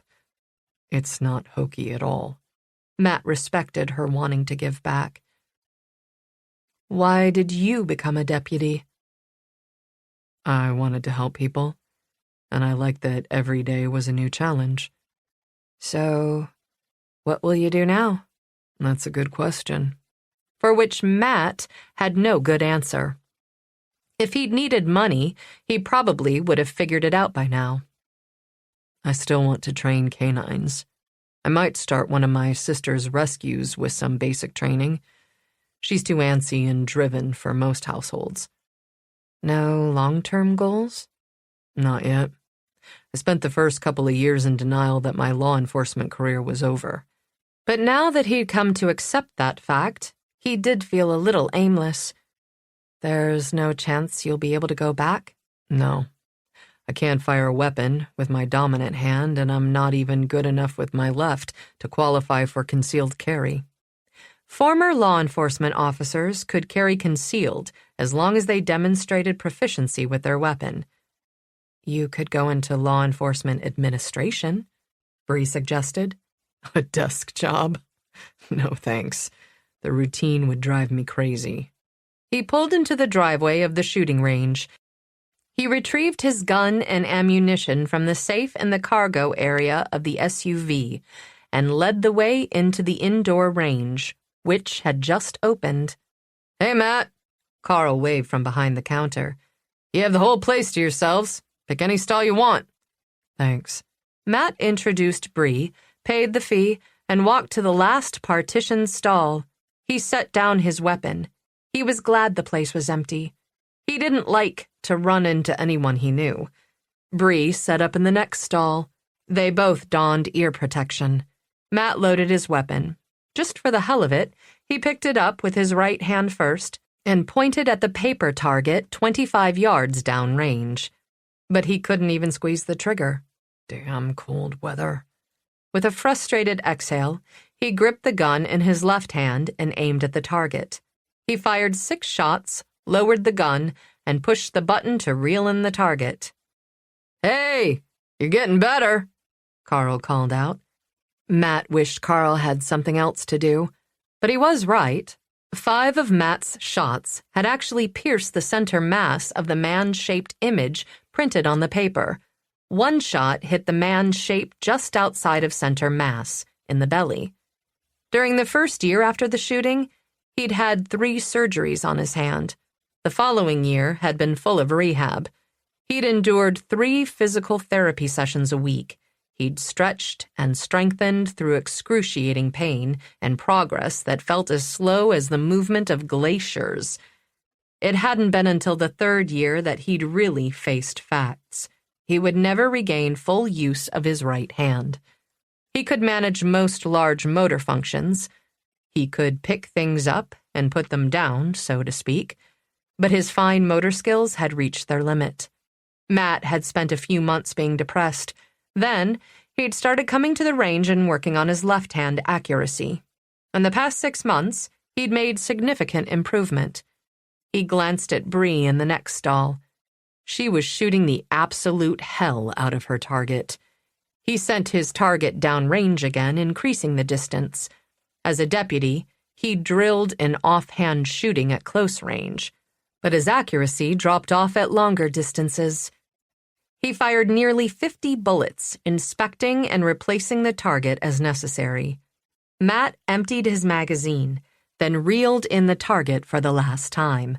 Most of his shots were within the outline. Some had missed the paper entirely, but he'd definitely improved. Bree stepped to his side and removed her ear protection, letting the earmuffs hang around her neck. That's decent shooting. He pointed at her targets, which she had destroyed. Not as decent as yours. She shrugged. I was the top marksman in my class at the academy. Most cops can't shoot like that. I used to. She nodded at his target. I think you could qualify. I don't trust my aim. Matt shook his head. Anyway, it's time to meet with Stephanie. He packed up his gear and walked out of the range without giving Bree a chance to respond. After locking his weapon in the safe in his SUV, Matt slid behind the wheel. Bree climbed in. He could feel her gaze on him as he drove. He'd been rude, but he didn't want to talk about his shooting. Could he meet the bare minimum standards? Maybe. But the fact remained that Matt wasn't comfortable with his now limited ability, and he might never be. The Wallaces lived on a country road about 15 minutes outside of town. It wasn't a formal development, but mailboxes lined the road, each house sitting on what Matt estimated to be an acre. Stephanie's house was a gray salt box with a flat facade and a centered front door painted red. Matt parked in front of the house, although the driveway continued around the house to a detached two-car garage. Behind the garage was another building. The truck in front of the garage bore the logo for Wallace Carpentry. They walked up to the house and rang the bell. A man in his late 30s opened the door. He wore jeans and a flannel shirt over a blue tee. "I'm Steph's husband, Zach. Steph's in the kitchen." She was pulling a baking sheet out of the oven. Clearly dressed for work, she wore tall boots, black tights, and a short black dress. Tears were streaming down her face. Matt sniffed the air. French fries. Steph dumped the fries into a bowl, salted them, and carried them to the table. "Please sit down," Zach said. Matt and Bree chose chairs next to each other, facing Steph and her husband over the table. Steph dropped into a chair. "Does anyone else want fries?" Matt and Bree declined. "Oh my God. I can't believe she's gone," Steph cried. The words came out in between sobs and huge, heaving breaths. "You're going to hyperventilate," Bree said. "Take slow breaths. You need to calm down, sweetie." Zach's voice was firm. "This isn't good for the baby." "You're pregnant?" Matt asked. "We just found out." Zach patted his wife's hand. "I told her she shouldn't talk to you. It was stressful enough when the police questioned her. She doesn't need this." Anger flashed in his eyes. "I'm okay," Steph said. "Just a little morning sickness." She ate a fry, then reached for another. Zach lifted her hand to his mouth and kissed it. "Those aren't good for the baby, and the grease will upset your stomach." She frowned. "I need to eat before work, and I couldn't get anything down. This is the first thing that's appealed to me today." "I'll get you some milk." Zach got up and headed for the fridge. She smiled weakly. "He takes such good care of me." She blotted her teary eyes with a napkin. "I'm sorry. She hiccuped. Miss Aaron." "We understand," Bree said. Steph reached across the table and clutched at Bree's forearms. "Do you know who killed her?" "No," Bree said. "What was up with Aaron the last few weeks?" Zach set a glass of milk in front of Steph, but she didn't reach for it. "I'm not sure." Steph ate another fry. "At first I thought it might have been the thing with Jack, but now I think it was more." "What thing with Jack?" Matt asked. "She didn't tell you?" Steph sniffed the milk, her nose wrinkled in disgust. "No." Bree shook her head. Steph drank a sip of milk, then grimaced. "He's been hitting on her. She's been doing her best to not engage, but also not be confrontational." Zach's nostrils flared. "You need to quit that job. Jack is an asshole." Matt agreed. Aaron could have sued him for sexual harassment. "That sounds great until you try to prove it." Steph set down the glass and pushed it away. In the real world, she would have been fired. It would have been her word against his. Jack would have told all the local salons that she was a problem employee. She wouldn't have been able to get a new job. This is a small town. She didn't have any other skills. Her career would have been over. Matt swallowed a lump of anger. Was this the trouble Aaron had called Bree about? Had she thought Bree, as a cop, would have been able to stop Jack or give her legal advice? "Did you see Aaron on Tuesday?" Bree asked. Yeah. We said goodbye when she left around 4 o'clock. A tear rolled down Steph's face. That was the last time I spoke to her. Bree touched her forearm. Did Aaron talk about anything unusual recently? One day last week, Steph said. I think it was Friday. Justin showed up at the salon. He was really upset. Aaron tried to calm him down.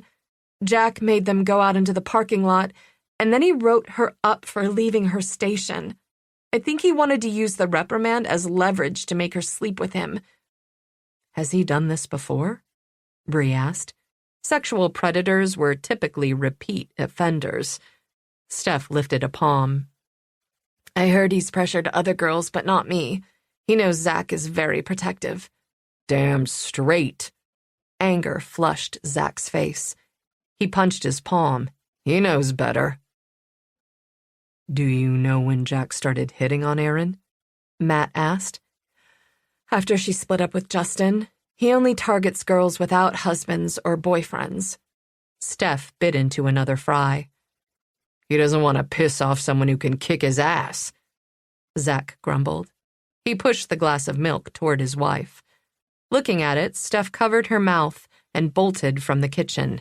Damn it, Zach said. Her morning sickness is usually better by now. A few seconds of silence ticked by. So, Zach, you're a carpenter? Matt asked while they waited for Steph to return. Yeah, Zach said. Matt remembered the truck parked outside. You have your own company? I do now, Zach frowned. I used to work for a contractor, but he ran into some financial problems and had to let me go. That sucks, Matt said. Zach lifted a shoulder. Owning my own business has its up and downs. I like being my own boss, but the hours are long. Steph returned, her face pale. I'm sorry. Zach glanced at his wife. You can't go to work until you keep some food down. You haven't gained any weight yet. His phone vibrated, and he picked it up. It's a client. I have to answer this. Excuse me. He walked into the next room, closing the door behind him. I'm sorry if we've upset you, Bree said. It's okay. Steph waved a hand. He worries too much. The doctor said it's perfectly normal to lose a couple of pounds in the early months. She stopped and sighed. The pregnancy is really bad timing. We can't afford a baby right now. Zach already practically lives in his workshop, and when he comes inside, he has to shower right away because the smell of sawdust has been making me sick. Me getting pregnant has added a lot to his stress. You didn't get pregnant by yourself, Bree pointed out. I know. Steph's eyes were troubled. That's what Aaron said. She was such a good friend. She lowered her voice. Zach and I went through a brief separation a couple of months ago. Aaron was my rock. She was always there for me. I don't know how I would have gotten through it without her. She even let me stay at her house for a few weeks. She didn't judge me or tell me to go back to him like my mother did. Aaron understood. Steph cradled her still flat belly with one hand. She was the best friend. I'll never have another like her. Did Aaron talk about Justin at all while you were staying with her? Bree asked. Steph nodded. We talked a lot about our marriages. They'd been separated a little longer, but the subject was still raw. I know she loved him. Making him move out was the hardest thing she'd ever done. She only did it for the kids, because of the drugs. Did she mention anything else that was on her mind? Matt asked. Steph frowned. Yeah. She'd had some hang-up calls on her phone. And a few weeks ago, someone slit the tires of her car while she was at the salon. Bree straightened. Did they check the parking lot surveillance cameras? Steph shook her head. Employees have to park way in the back. The cameras don't show that part of the lot. Okay. If you think of anything else, please call me. Bree gave Steph her cell number. You already have my number, Matt said. You can call either one of us. They said goodbye and left the house. Back in the SUV, Matt reached for his vibrating phone. He glanced at the screen. Kevin. He held a finger to his lips. Bree sat back and watched him. Yeah. Matt answered the call. I heard rumors about a white pickup truck, Kevin said. What's that worth to you? $50, Matt said. The truck is at the old fresh factory.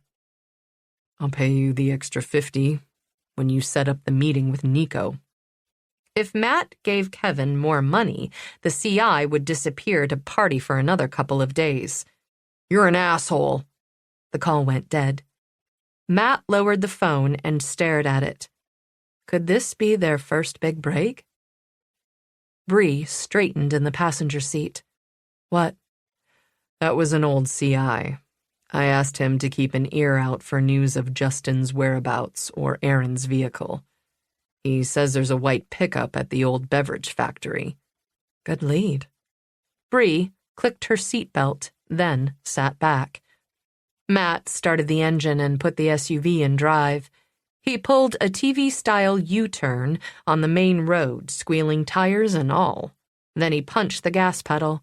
This was big. He could feel it. Matt raced toward his house, taking the turns fast enough to make Bree reach for the armrest for balance. This isn't the way out of town, Bree said. I want to pick up Brody. Are you okay with that? But her response would not have changed his course. He needed the dog. Sure, Bree said in a half-hearted tone. It's important. He'll sense people before we can see them. And if Justin was in the factory, Brody would find him faster. I know. Her voice sharpened. I'll deal. You'll have to, he thought, with a small tinge of guilt. At Matt's house, Bree waited in the SUV while he ran in for the dog. Brody jumped into the back seat and stared at Bree over the console. She glanced over the seat. Stiffening, she slid a few inches toward the passenger door. I feel like he wants to ride shotgun. He'll be fine. He rode in the back seat for his whole canine career. Matt drove away from the house. The fresh beverage company had gone out of business 20 years before. The old factory sat 7 miles outside town, in the middle of nowhere. Snow-covered fields and woods lined the country road. The building was a hulking square of brick. The surrounding meadows were creeping into the parking lot, which showed more tire tracks than an abandoned building should. This building was a problem when I was a deputy. Homeless squatters, drug dealers' kids. If it was illegal, someone was doing it here. Matt stopped the truck and climbed out. After opening the rear door, Matt snapped the leash onto the dog's collar. Brody jumped down, his nose already working the air. Bree kept her distance from Matt and the dog as they walked across the lot. The company that owns the property has given up on keeping people out. Matt led Brody toward the chain-link fence that surrounded the property. Across the building's face, broken windows gaped. The gate listed on its hinges. Matt held it aside so Brody and Bree could enter the yard surrounding the building. They crossed the icy, cracked asphalt. Wind had blown sections of the blacktop clear. Snow drifted in other places. They stepped onto the concrete sidewalk. The front doors were solid steel and padlocked. They bypassed them to walk around to the back. Receiving and shipping docks lined the rear of the building. Several of the overhead doors were open. Bree led the way to the first open bay. Matt touched her arm, stopping her. It's too quiet. She raised a brow. I don't like it. There's always someone here. Matt glanced at Brody. The dog was calm and giving no signs he sensed other human beings. Maybe it's too frigging cold for vagrants to live here. Bree shivered. Her nose was red, and her breath fogged in front of her face. She pulled a hat and gloves from her pocket and tugged them on. Matt went first, letting the dog lead. They walked into a large, high-ceilinged room with a concrete floor. Barrels were stacked against one wall. Trash, cardboard boxes, used needles, and what Matt suspected was human feces littered the floor. They crossed the concrete and approached another doorway. Brody's head snapped up, his nose working. Brody had been a multi-use canine. He was trained to sniff drugs and explosives. He'd also completed building searches and tracked suspects. The dog's intelligence and ability to adapt had always impressed Matt. Bree frowned at Brody. "What is it?" "Not sure. But it was definitely something. He has something in his nose." Metal clanged, the sound echoing through the open space. The wind rattling something? Brody stiffened. He whined and lunged at the leash. Signaling Bree to stand back, Matt braced himself. Brody's attention was fixed ahead, on the doorway and whatever lay beyond. Chapter 19. Bree pulled out her weapon and put her shoulder to the wall on one side of the doorway. Matt positioned himself on the other side. He held Brody back. The dog whined and shifted his weight back and forth. He wasn't growling. As much as Bree avoided getting close to canines, she knew individual dogs had their own alert cues. "Threat?" she mouthed. Matt shrugged and mouthed back, "Not sure." "Great." Bree peered around the doorframe. A white F-150 supercab sat in the middle of another large, concrete-floored shipping bay. Her heart double-tapped. Aaron's truck. She didn't see anyone in the vehicle through the windshield. She scanned the rest of the room but saw nothing. Giving Brody some leash, Matt let the dog lead him through the opening. Bree followed, sweeping the room from corner to corner with her weapon. She moved forward, passing the dog and approaching the side of the vehicle. As she neared the driver's door, the dog barked once and lunged toward her. Bree startled and jumped sideways, away from the dog. Her heart continued to beat in double time. Matt leaned back against the leash, but he was clearly having a hard time managing his dog. Tension radiated through Bree. The dog lunged again, and she jumped even higher. "Can you control him?" she snapped. "Yes. Sorry, he's never like this." Matt shortened the leash and issued a few sharp commands in German. The only visible reaction in the dog was a single flick of an ear. The truck commanded all his attention. His weight was squared on all four legs and shifted forward. Matt dragged him back a few feet, but he remained 100% focused on the pickup. With one eye on the dog, Bree approached the vehicle. She pointed her weapon through the driver's window. "Come out of the truck with your hands up." Nothing moved.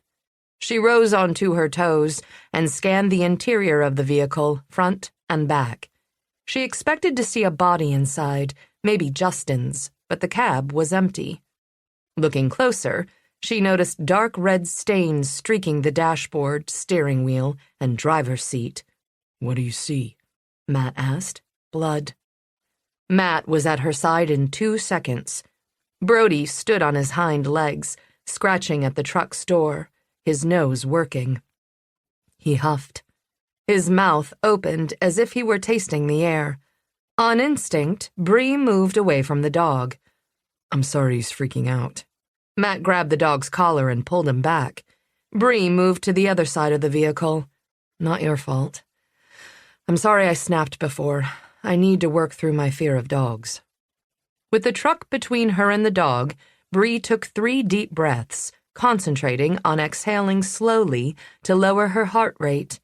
Her brain knew Brody was no threat to her, but her response was a reflex. Matt made the dog sit. "You can't control it." And that fact irritated Bree more than anything. She studied the gray interior of the truck. "That's a lot of blood." "There was a handprint smear on the frame of Justin's bedroom door," Matt said. "He could have touched Aaron. Maybe he checked her pulse or tried to help her." They were both quiet for a few seconds. According to the ME, she had been beyond help. Bree peered through the narrow rear window. She spotted a stain on the bench seat. She eyed a clear handprint on the dashboard. Todd should be able to pull fingerprints from that. Matt stepped backward, his face grim. I don't know what this means. Blood in the front and back seats. Was one person in the back seat while another drove? Or did the driver climb into the back to rest and bleed for a while? Forensics will be able to tell us if there is one source of blood or two. Matt was silent. There's a piece of paper on the passenger seat. Bree craned her neck, but couldn't read the message from her angle. Blood spattered the paper. Matt walked around to the passenger side of the vehicle. I can read it. Bree backed away from the truck and pulled out her phone. I have to call Todd. Forensics needs to work on this truck. I know. Matt shoved a hand through his hair. A minute later, Bree lowered her phone.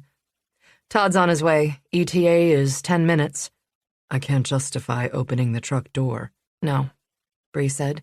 We cannot contaminate the evidence. She snapped pictures of the truck from as many angles as possible without touching it. The inside of the factory felt colder than outside. The chill seemed to radiate from the concrete, through the soles of her sneakers, into the bones of her feet. Her toes felt like blocks of ice, and she bounced to get her blood moving. Matt frowned at her feet. Why don't you wear boots? Bree lifted a sneaker. I can run faster in these. Do you own boots? I do. They're safely stowed in my vehicle back at the farm. When she was on call, she kept boots and a change of clothes in her trunk, along with sanitizing wipes. Matt shook his head. You're going to freeze if we have to search the woods. Yes. Bree stamped her feet. That will suck. Their conversation was cut short by the sound of vehicles in the parking lot. Todd and two other deputies entered the shipping bay. Todd walked up to the truck and circled it, examining the exterior and what he could see of the interior. The two deputies cleared the building. When they returned, Todd ordered one deputy to dust the door handles for prints and the other to call for a tow truck. Todd approached Matt and Bree. What led you here? I've had some feelers out with old CIs, Matt said. One called me today to relay rumors about the location of a white pickup. Considering how many false sightings you've had, we wanted to make sure it was Aaron's before we brought you in. Todd returned to the truck. After the deputy pulled one partial print from the driver's door, Todd put on gloves and opened the door. Bree walked closer. Matt held the dog back. The dog sniffed the air and whined. Reacting to the scent of blood? Or does he smell Justin? Todd examined the inside of the door and driver's side of the interior. The blood here is mostly smears. DNA testing will tell us if it belongs to Aaron or Justin or some other person we haven't yet identified. What's the turnaround time for DNA testing in your lab? Bree asked. Anywhere from 2 weeks to 6 months. Todd opened the rear door to view the narrow bench seat in the back of the vehicle. There's a lot of blood on the seat. He crouched to look closer, and even more on the carpet. Bree pointed to a frozen puddle on the floor mat. That's definitely too much blood volume for passive transfer. That was an actively bleeding wound. Todd stood. He rounded the vehicle and opened the doors on the passenger side. Todd photographed the paper on the passenger seat, then picked it up by the corner. He tilted it to the light. Shaky block print spelled out 2 words. Bree read them aloud over his shoulder. I'm sorry. Todd pursed his lips. What does that mean? If Justin is suicidal, then he has a gun. He could have shot himself back at his own place or right here. Why leave the truck at all? It makes no sense. Bree's bones shuddered, just like her father. Was Aaron's death a horrible case of déjà vu, like the news media had claimed? If he's suicidal, then he isn't thinking straight. Matt's mouth flattened. We don't know when the truck was left here. We don't know Justin was driving it. We need to start searching. Bree pulled up a map of the area on her phone. There's nothing around here but woods and fields. Town is about 7 miles away. Which way would he go? Justin could be lying out in the cold, dead or dying. I'll call the state police and see if they can loan us a canine team. Todd stepped away to use his radio. What if the driver wasn't Justin? Matt suggested. What if someone else drove while he was bleeding in the back seat? Justin could have been taken captive by whoever shot Aaron. If Justin was kidnapped, Bree said, then the real killer is either holding him somewhere or he dumped his body before he ditched the pickup here. Matt pointed at the vehicle. Then how did the killer get home from here? Not many people would want to walk 7 miles in this cold. Bree thought about the man she'd chased out of Aaron's house. He hadn't been exceptionally fit. She spit out theories, ticking them off with her fingers. He could have used an accomplice. He could have left a vehicle here beforehand. He could have walked a mile or so, then called a friend for a ride. A rideshare app is another possibility. Todd turned back to them. I can get a canine unit out here first thing tomorrow morning. That's too long, Matt said. Todd gestured toward Brody. That's the best I can do unless you want to let Brody give it a go. Matt exhaled through his nose. We'll try, but he's not wearing his working harness, and it's been years since he's done any trailing. Can one of the deputies run out to my vehicle for something? Don't let Brody see it. Sure. Todd summoned a deputy who jogged out of the shipping bay. A few minutes later, the deputy returned and passed a ratty-looking stuffed animal from under his coat to Matt. He shoved it into his own pocket.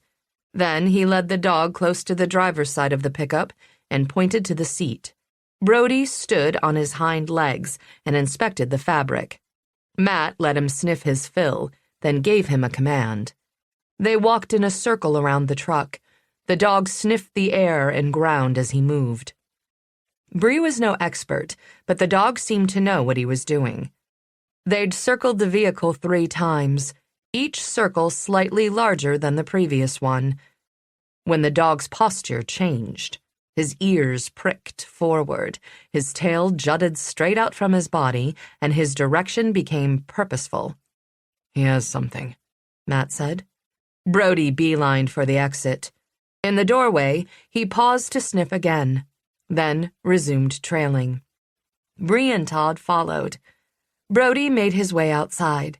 In the parking lot, he appeared to lose the trail, walking in circles, sniffing the air.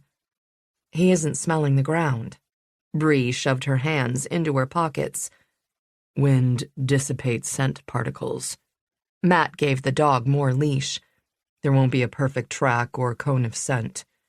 He'll have to follow whatever scent particles he can find. Think of it like connecting the dots. After a few moments of seemingly aimless wandering, Brody headed away from the exit and toward a strip of woods. The dog didn't travel in a straight, definite line the way he had done inside the building. Instead, he zigzagged. At the edge of the parking lot, Matt called, "Keep an eye out for tracks in the snow." Bree and Todd fanned out 20 feet on either side of the working dog. Bree stepped over the curb at the edge of the lot. The snow was ankle-deep and began to soak into her sneakers immediately. Just ahead, she spotted an indentation in the snow. "Hold on!" She trudged closer and looked down at a partial footprint. "I found a track." She visually tracked at the line between the footprint and the parking lot and saw several faint indentations. "I see more prints. Someone walked this way." She bent over the closest track. Drifting snow had partially filled the print. Todd walked over and crouched next to her. "The tread isn't clear except for this edge right here." Bree pointed to a few knobby-looking marks. Probably a work boot of some type. "That's not clear enough to determine which brand." Todd stood and squinted into the woods. "Let's see where he went." Brody led the way. They found more boot prints along the trail the dog followed. 15 or 20 minutes later, the woods opened to another road. Bree crossed the street. No more tracks. He must have walked along the road. Brody began zigzagging again. His nose went into the air and sniffed. He turned north and serpentined back and forth along the shoulder of the road. "There's a farm ahead," Todd pointed up the road. A half-mile away, on the opposite side of the road, large outbuildings clustered around a white house. "That's Empire Acre Farms," Todd said. "It's a big operation. It looks deserted now, but in the fall they have Christmas trees, hay rides, and pumpkin picking." A quarter-mile short of the farm, Brody stopped. His tail dropped and his ears lowered to a relaxed position. Matt led him in a circle. The dog sniffed but didn't alert again. "This is the end of the trail," Matt said. Brody sat in the road and whined. "He sounds depressed," Bree said. "He likes to find the person he's looking for." Matt turned to the dog, praising him in a high-pitched voice. He reached into his coat pocket and pulled out the toy the deputy had brought from his SUV. "You're such a good boy." The dog's tail wagged, and his ears came forward again as Matt squeaked the toy. "Do you want Mr. Hedgehog?" Bree was impressed by his unabashed use of baby talk. "You brought a dog toy with you?" "He loves this old thing. I carry it in the truck in case he gets bored. But it used to be his reward for working." Matt lobbed the hedgehog in a slow arc. Brody jumped for it, snatching it from the air. When his front paws hit the street, he shook the toy as if breaking its neck. Bree shuddered and fought a flashback. Cold, damp air, the smell of wet dog, the rattle of a chain, teeth sinking into her flesh, the shake. Todd's voice brought her out of it. "You think he left from here in a vehicle?" Todd looked up and down the road. "Probably." Matt rubbed behind Brody's ears. "Could the snow have impacted the scent?" Bree asked. "I doubt it, in this case. If fresh snow falls on top of a trail, it can affect the scent. But this snow has been here for a week, and Brody didn't have any trouble following the trail to this point." Todd scanned the road in both directions. "Maybe he had a ride waiting." Bree didn't think so. Dropping a car in the middle of nowhere or getting picked up requires another person. Even if that person isn't an accomplice, he or she would be a witness to our suspect being here. I doubt he walked. Town is 7 miles away. And Brody would have continued to follow his scent. Matt stroked the dog's head. Bree's gaze returned to the big farm up the road. Or he used the Empire Acres farm as a pickup point for the Uber or Lyft we talked about earlier. That way, there would be no record of a pickup at the factory where he left the truck. "We have two most likely theories," Todd said. "He had a ride, or car waiting, or he used a rideshare app." Matt turned to Todd. "Can you get a warrant for rideshare company records?" "Yes," Todd nodded. "Between the note and the blood, we can argue a severely injured person or potential suicide as an emergency situation." They turned back and began walking. The wind was in Bree's face. Her nose was numb, and her feet were blocks of ice by the time they backtracked all the way to the factory. Inside, Todd snagged one of his deputies and set him on the task of applying for a warrant for the information from rideshare app companies. In the factory parking lot, Todd walked to his vehicle. "I'll have the pickup towed to the municipal garage. A forensics tech can look at it there." They stopped next to Todd's cruiser. The other deputies were still inside the factory with Aaron's pickup truck. "Have a minute, Todd?" Matt asked. Todd's brows rose. "You have a lead?" "A couple," Matt said. "First of all, did you hear rumors about Jack Halo sexually harassing his staff?" "No." Todd's spine snapped straight. "And we interviewed everyone Aaron worked with." "He's intimidated his employees," Bray said. They were probably not comfortable speaking freely with the deputies. When she wanted information about an employer, she interviewed employees off-site. Todd reached into his pocket for a small notepad. He wrote down some information, then looked up. "You said you had a couple of leads." "My sister's ex stopped by last night." Bree shivered as she told Todd about Craig's visit. "I'll see what I can dig up on him." Todd wrote an additional note. "Can you think of any reason he'd want to harm your sister?" "No," Bree said. "Craig cares about money. He always came back to Erin when he needed a place to live. I can't see how he would benefit from her death. The kids will receive Social Security survivor benefits, Todd said. Bree hadn't thought of that. Doesn't seem like that would be enough to commit murder. Todd lifted a palm. The teenager only has a few years left, but the little girl would collect until she's 18. That's 10 years of monthly payments. Craig is always focusing on money, Bree said. He said he has a job, but maybe being a minister doesn't pay as much as he hoped. I have some news for you. Todd opened his vehicle door. The search warrant for Trey White's place came through right before you called about the truck. I'll send deputies to execute the warrant first thing in the morning. We collected surveillance tapes from surrounding businesses, but none show the front of the store. His alibi is still unverified. Did you pull any information from the burner phone that was among Erin's belongings from Halo? Matt asked.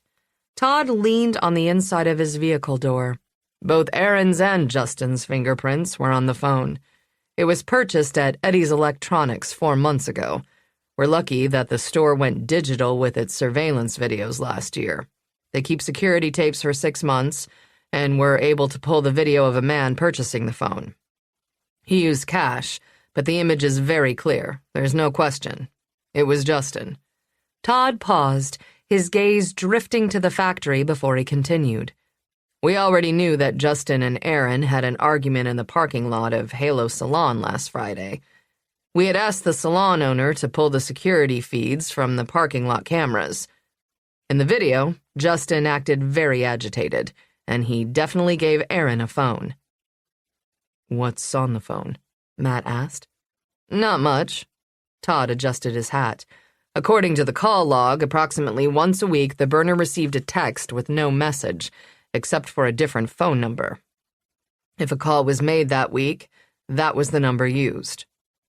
Other than those number-only texts, the phone was used only to make calls. There were no other text messages. Wireless providers kept records of text message content for a length of time, but there was no way to view the content of a verbal discussion. Justin hadn't wanted a record of his activity. Todd continued. Each of the numbers called by Justin's burner appear to belong to other burners. Bree cut to the chase.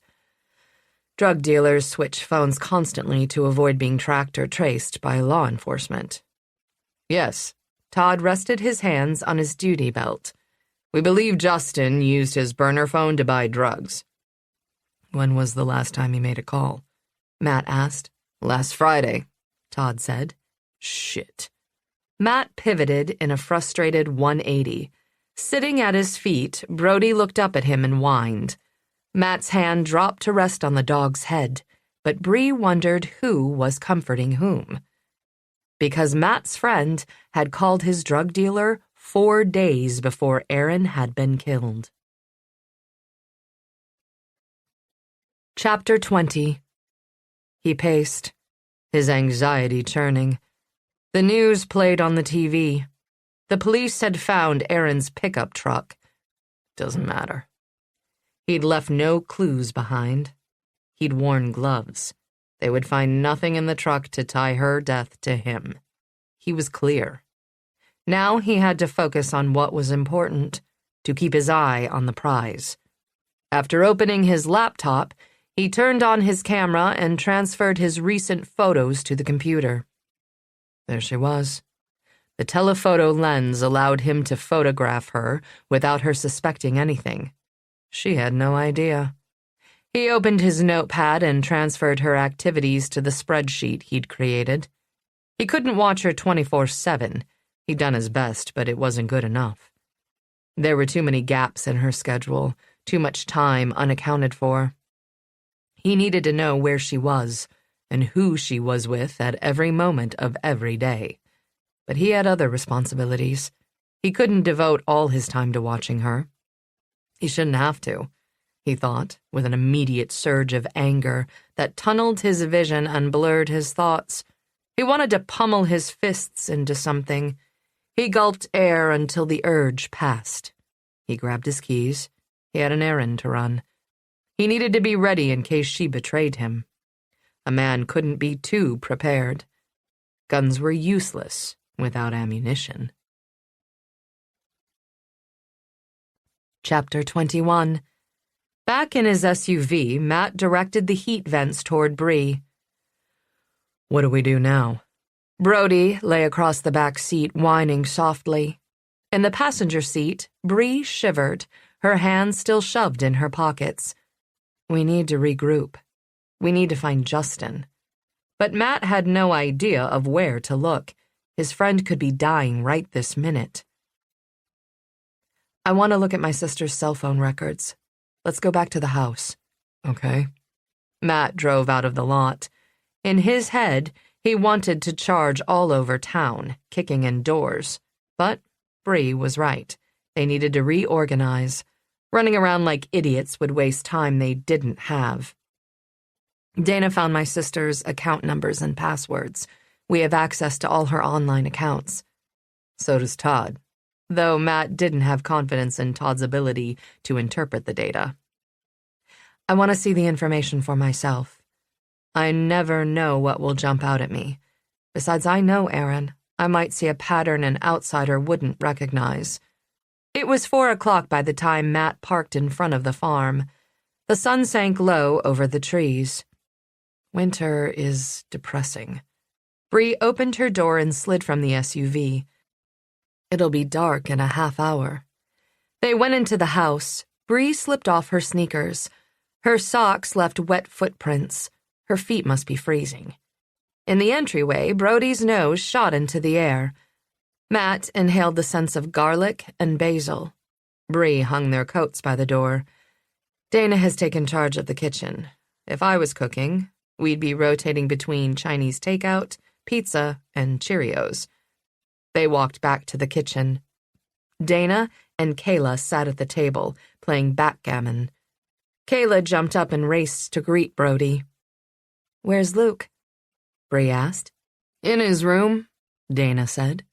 Bree went to the oven, turned on the light, and peered through the door. "What's in there?" "Lasagna." Dana got up, filled a bowl with water, and set it on the floor for the dog. "Coffee? It's fresh."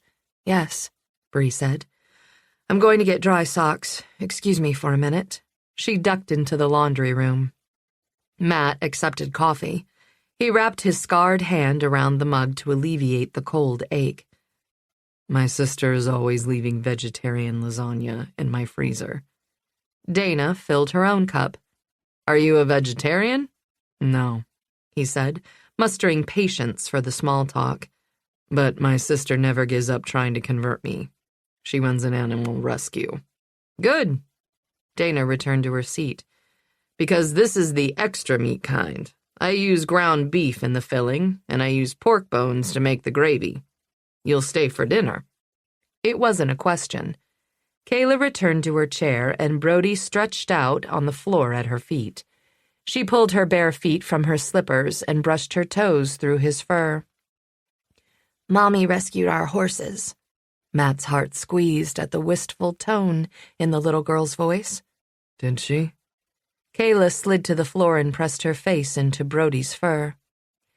Aaron bought them at the livestock auction, Bree said, walking in from the laundry room, her eyes misty. They were headed for the kill buyer. She cared about soundness and temperament, not papers. My sister would agree, Matt said. Kayla lifted her head and patted Brody's side before returning to her chair.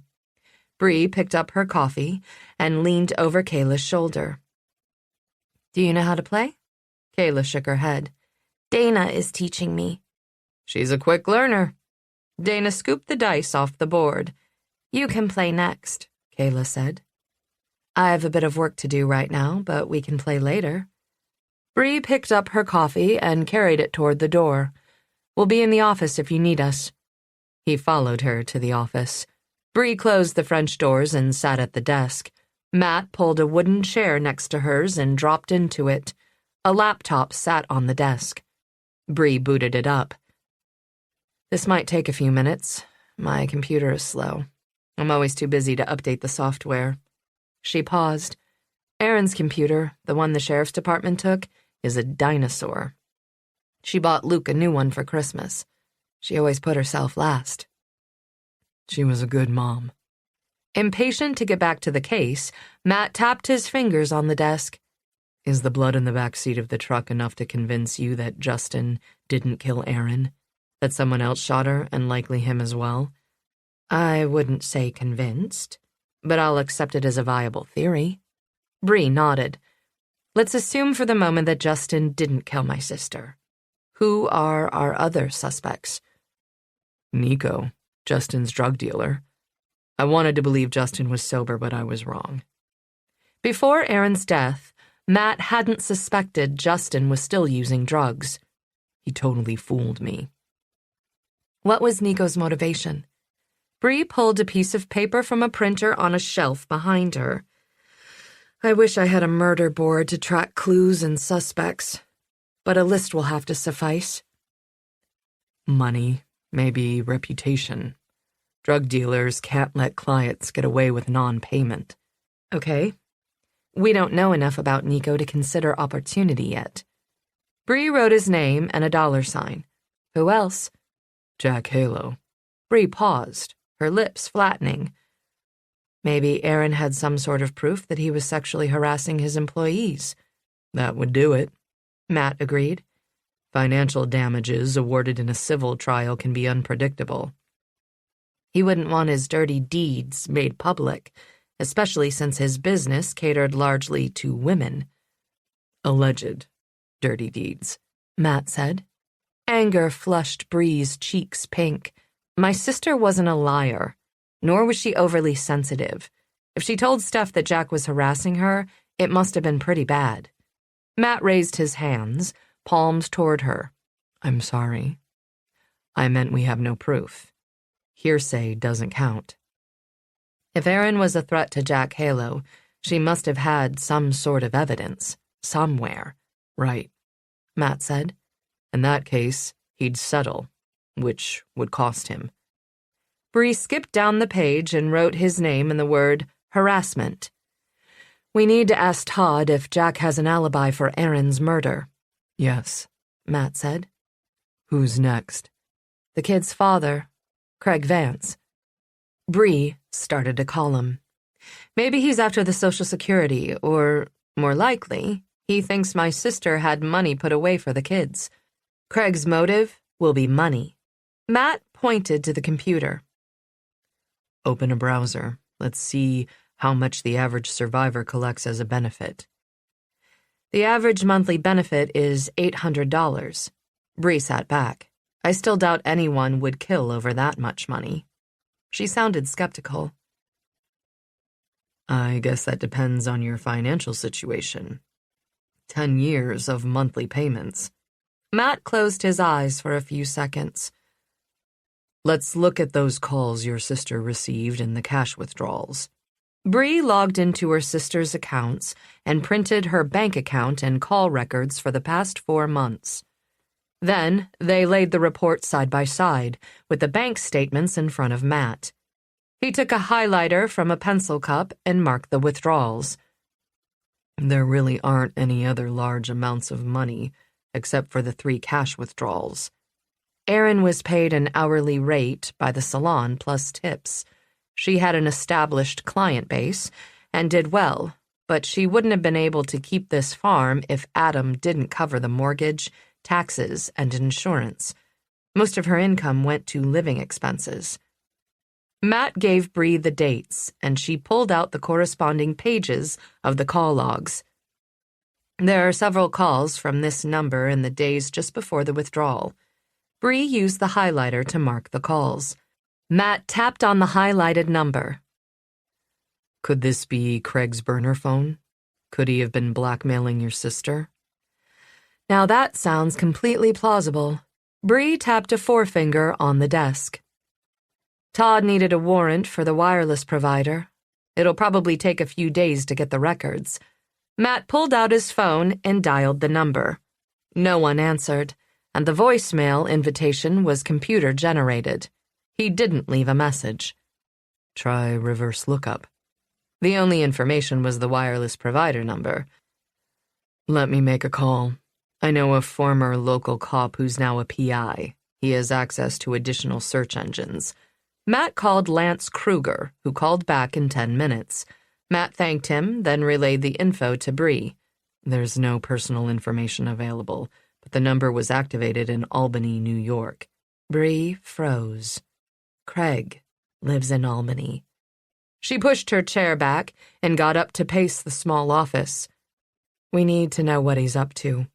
Can we talk to his employer? She pivoted in a frustrated, tense movement. We have no official status on this case. Todd does, Matt said. He'd either send a deputy or ask a local cop.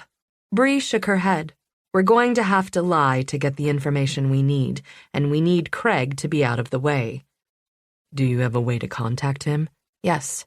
He gave me a number. Set up a meeting with him to discuss his intentions. Bree spun on her heel. While you occupy him, I'll GPS his vehicle. A sly smile spread across her face. I like it. Thought you would. Matt pulled a piece of paper from the printer. It's not legal.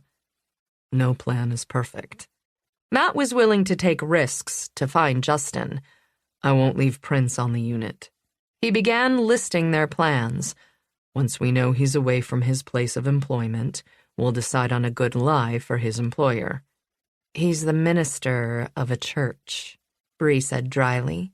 Matt snorted. If we survive the lightning strike, we might come away with some useful information. GPS data on Craig could prove to be interesting. Bree resumed her pacing. Other suspects? Trey White? Matt asked. He was fixated on Erin enough to break into Justin's house multiple times and steal her underwear. Todd was unable to verify his alibi at the dollar store. We need more than lack of an alibi. I wish we could search his residence. Matt shrugged. He lives alone, and he's in jail. Who says we can't? The law? We won't take anything. Matt didn't want to wait, and he was afraid the deputies would miss something. Justin's life could hang in the balance of this investigation. It's still illegal. Only if we get caught, Matt said. It'll be dark soon. Tonight is our last chance. The sheriff's department will execute their search warrant in the morning. Matt wanted to do whatever he could to find Justin now. He could be dying at that very moment. We should let the deputies handle it. Todd isn't going to perform the search himself. Who knows who he'll send? Disapproval narrowed her eyes. I can't believe I'm considering this. Bree chewed on her lip. We'd have to wait until later tonight, after the kids go to bed. Of course, Matt said, as if it was obvious. We have 4 suspects and a plan to investigate 3 of them. Matt's phone vibrated. He glanced at the screen. It's my CI. He answered. Yeah. Midnight tonight, the usual place. Bring my money.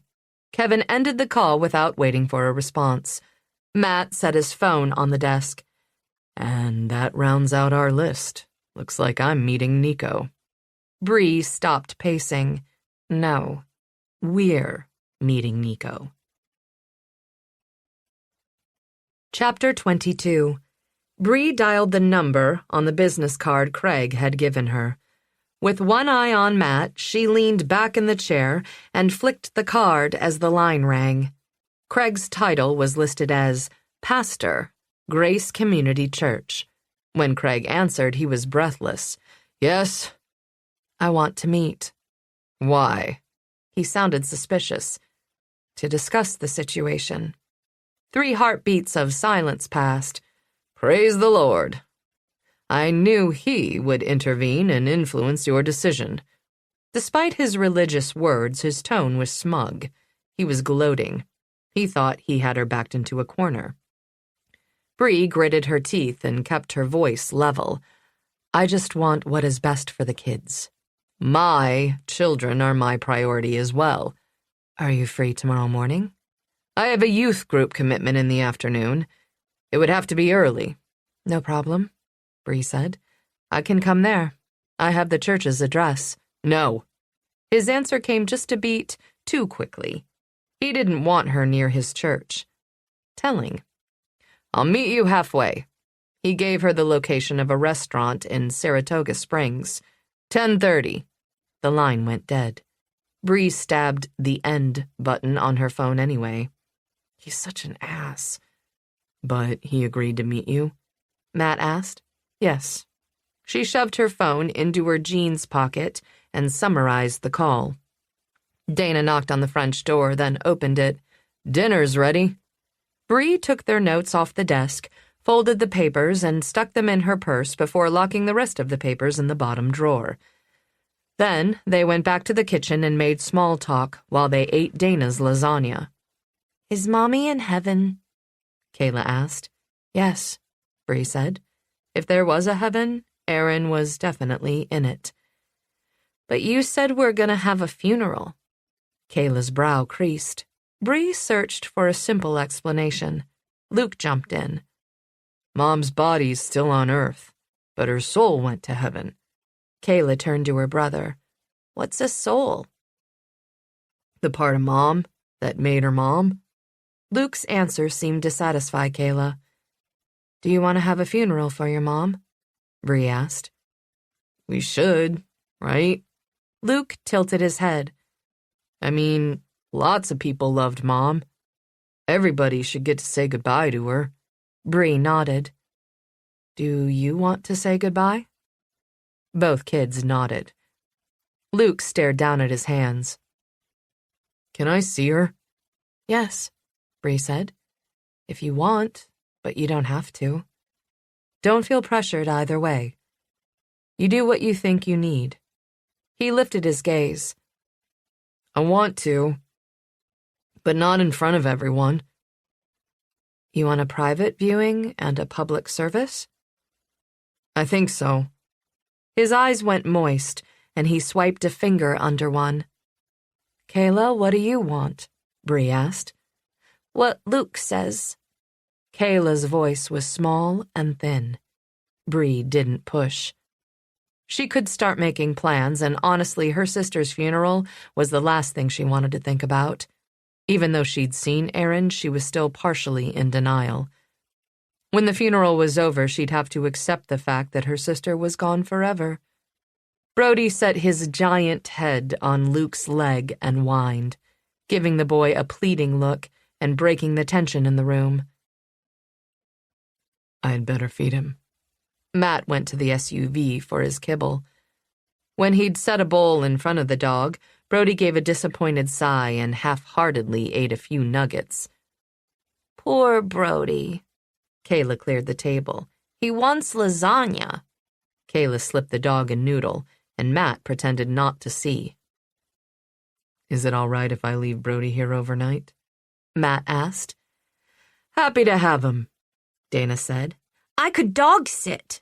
Kayla threw her arms around the dog's neck. "He could sleep with me and everything." Bree made coffee and played a game with the kids before bedtime. By 9 o'clock, Luke went to his room to read, and Bree tucked Kayla in. Brody walked into the room and jumped onto the bed. Bree moved a few steps away, but Kayla shared her pillow, throwing one arm over the dog's neck. Matt poked his head in the doorway. "Is that all right?" "You tell me." Bree swallowed her anxiety. "It's okay. Daddy's dogs were never like Brody." Matt seemed to read her mind. "She's safer with Brody than without him." "Okay, then." Bree turned out the light. "Aren't you going to kiss me goodnight?" Kayla asked. "Sure." Bree returned to the bedside. She wiped her sweaty palms on her jeans. It took her a few seconds to muster the courage to lean closer to the dog. Her face was inches from Brody's. She kissed Kayla and straightened, quickly moving backward a few steps. "Good night, Kayla." "Love you," Bree said. "Love you back, Aunt Bree." Bree's knees shook as she left the room. "I'd call that progress." Matt led the way downstairs. Bree called it indigestion. She stopped in the kitchen for an antacid. "You're sure she's safe with him?" "Absolutely." He'd give his life to protect her. I'm trusting you. She met his gaze. I know. Bree filled Dana in on their plans, grabbed her purse, and checked her weapons. The dog is in bed with Kayla. Okay. I'll check on them in a bit. You be careful. Dana looked worried. We will, Matt assured her. At the front door, Bree put on her coat and added a knit cap, gloves, and a scarf. She fetched her boots and body armor from her trunk. She put on the boots and carried the Kevlar vest to Matt's SUV. Trey White lived on Pine Road, 4 blocks from Justin's house. Matt slowed the vehicle as they passed the address. The house was a big brick colonial. Behind the house, Bree spotted a detached garage with a second-story addition. A light above the upstairs door illuminated a set of wooden steps. Looks like the entrance to Trey's apartment is on this side. Tall evergreen hedges lined the sides of the property. Plenty of shadows between the street and the garage, but will be exposed on the stairs. In the main house, an upstairs window glowed with light. We'll have to wait until the homeowner goes to sleep. Matt drove past and pulled to the curb in front of an empty lot at the other end of the street. They could still see the house. Bree tugged gloves onto her cold hands. 10 minutes later, the second-story window went dark. She checked her watch. We'll give the homeowner 30 minutes to fall asleep. Okay, Matt said. Shouldn't take us long to search the place. It's small. Matt opened his glove compartment and pulled out a mini toolkit. How good are you at picking locks? She asked, thinking of their exposure at the top of the steps. We'll have to get in fast. He flexed his gloved hand. It's not one of my better skills. Takes dexterity. Bree took the toolkit from him and set it on her thigh. When I was in high school, my cousin used to lock the door at midnight. She thought that would teach me to be home on time. Instead, I just learned to pick the locks. Matt grinned. I'm relieved. At what? That you're not perfect. He turned off the engine. Perfect? I'm terrified of your well-behaved dog. The mental image of the big dog's head so close to Kayla brought back a memory she'd long suppressed. Her shoulder ached, and humiliation flooded her. If she hadn't been shocked and vulnerable after her sister's death, would she have shared so much personal information with him? She glanced at him. He was easy to talk to, and she wasn't sure how she felt about that. How could being overly comfortable with someone make her uneasy? Matt was studying her. You seem to be doing better, though. I'm trying. I hate being afraid of dogs. Every time I have to work with a canine team, trying to act normal is a nightmare. Controlling her anxiety around canines consumed mental and emotional energy that took away from her investigation. It was exhausting, distracting, and irrational. No one knows? He sounded surprised. Just Dana. She runs interference when she can. Bree rubbed her gloved hands together. With the engine off, the vehicle was cooling quickly. It's not the kind of thing you want circulating around the department. Can you imagine the flack I'd take? Normally, Bree could handle the metaphorical ball-busting that came with the job. But when it came to this one thing, this particular terror, she was too sensitive. Then there were the few throwback macho types who didn't believe women belonged in law enforcement and who would latch onto any reason to discredit or disarm her. Cops can be brutal. I guess you'd know all about that. Yeah. Bree studied the dark street through the windshield. I was 5. My father had at least a dozen dogs. I don't know what breed they were, but they were not pets. He called them hunting dogs, but that was bullshit. Looking back on my memories, I suspect he had fighting dogs. They were tied up at the rear of our property, and I was told not to go near them. The last 30 years evaporated, and she could hear the barking and panting as if she were back at the farm. It was cold that day, too. Icy like the past couple of weeks have been. Her hands trembled, and she stuffed them into her pockets. As the memory played out, she smelled the dog runs and felt the chill of her soaking wet knit mittens. It had snowed the night before, just an inch or two, but I was determined to build a snowman. I was gathering snow from all over the yard and not paying attention to where I was. I ventured too close to the dog's area. One of them broke its chain and charged me. I knew better than to run.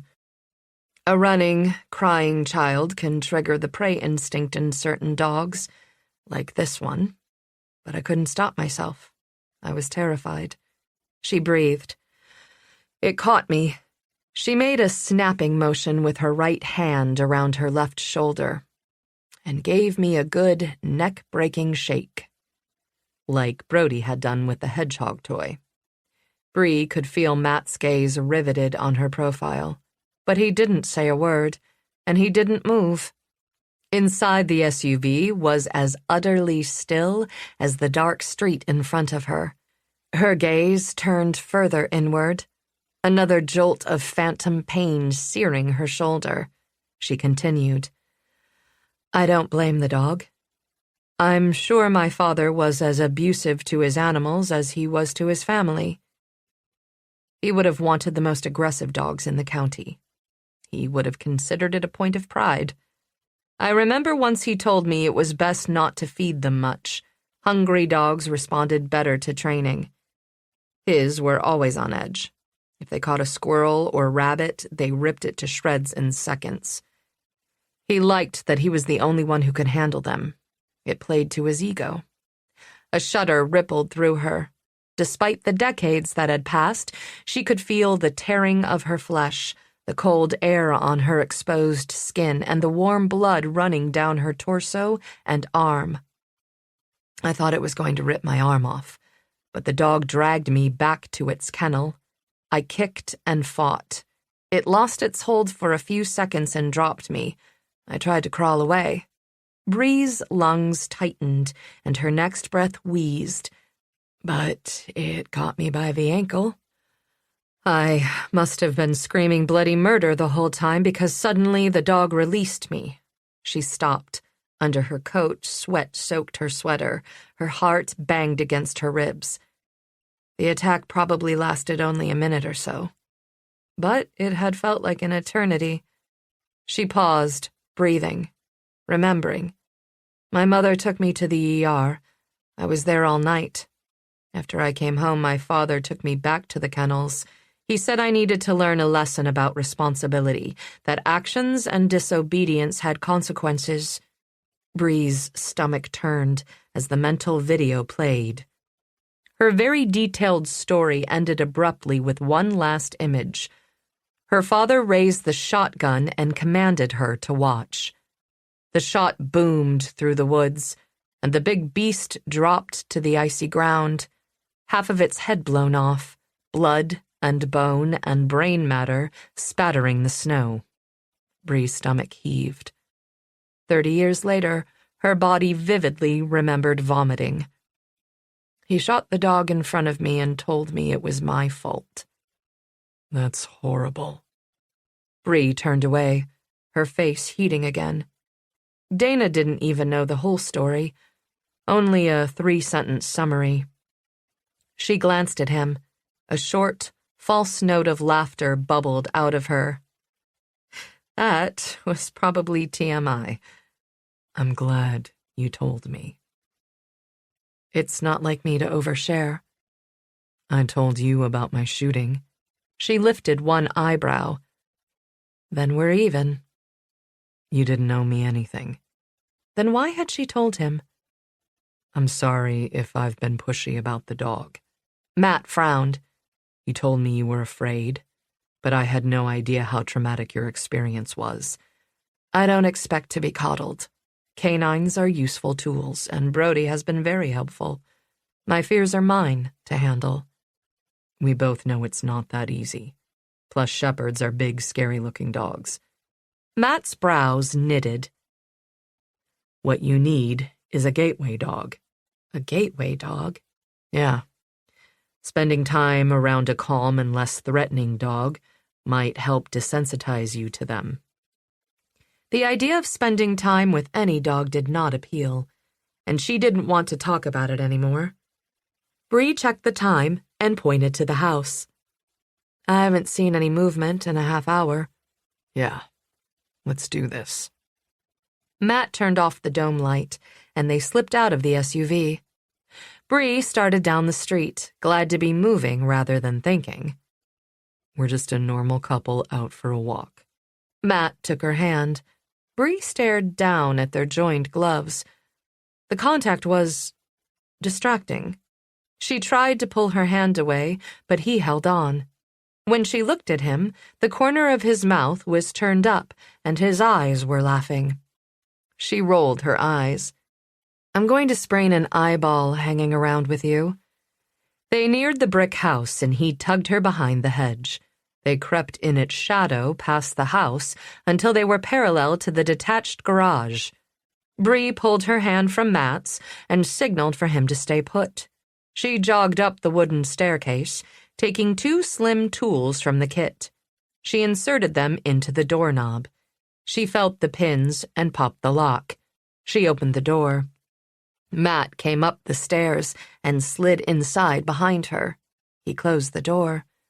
Blinds covered the windows, blocking out the moonlight and leaving the apartment pitch black. Bree used the flashlight app on her phone to illuminate the room. The apartment was a studio with a kitchenette occupying one corner and a small bath tucked into the other. A bed and a sitting area took up the rest of the space. Matt headed for the kitchen area. He opened a drawer and shone a pen light into it. Bree went into the tiny bath. A pedestal sink, a toilet, and a shower the size of a phone booth were crammed into the space. She opened the medicine cabinet. The bottom shelf held a few hygiene and grooming products. Prescription bottles were lined up across the top shelf. She photographed the labels with her cell phone. She exited the bathroom. Matt was standing next to the bed, shining his light into the top drawer of the nightstand. Find anything? She asked in a low voice. A pricey 35mm camera with a telephoto lens. Being a voyeur is expensive. Matt snapped a picture. And porn. Lots of porn. She moved to the living area. A ratty leather couch faced an entertainment center. The TV was a 40-inch flat screen. A game console and controller sat next to it. He spent all his money on the TV and gaming system. She opened the top drawer under the TV. It was full of video games and DVDs. She put her phone inside the drawer to contain the light. Turning her head, she read a title, Game of Boners. She snorted. Points for creativity. Porn here, too. She took a picture and moved on to the bottom drawer. There was only one item inside, a photo album, snapshot size. She opened it and gasped. Her sister's face stared back at her. What is it? Matt asked, over her shoulder. Oh. Bree turned the pages. In one, her sister was getting out of her truck in the salon parking lot. The next showed her sister leaving the salon.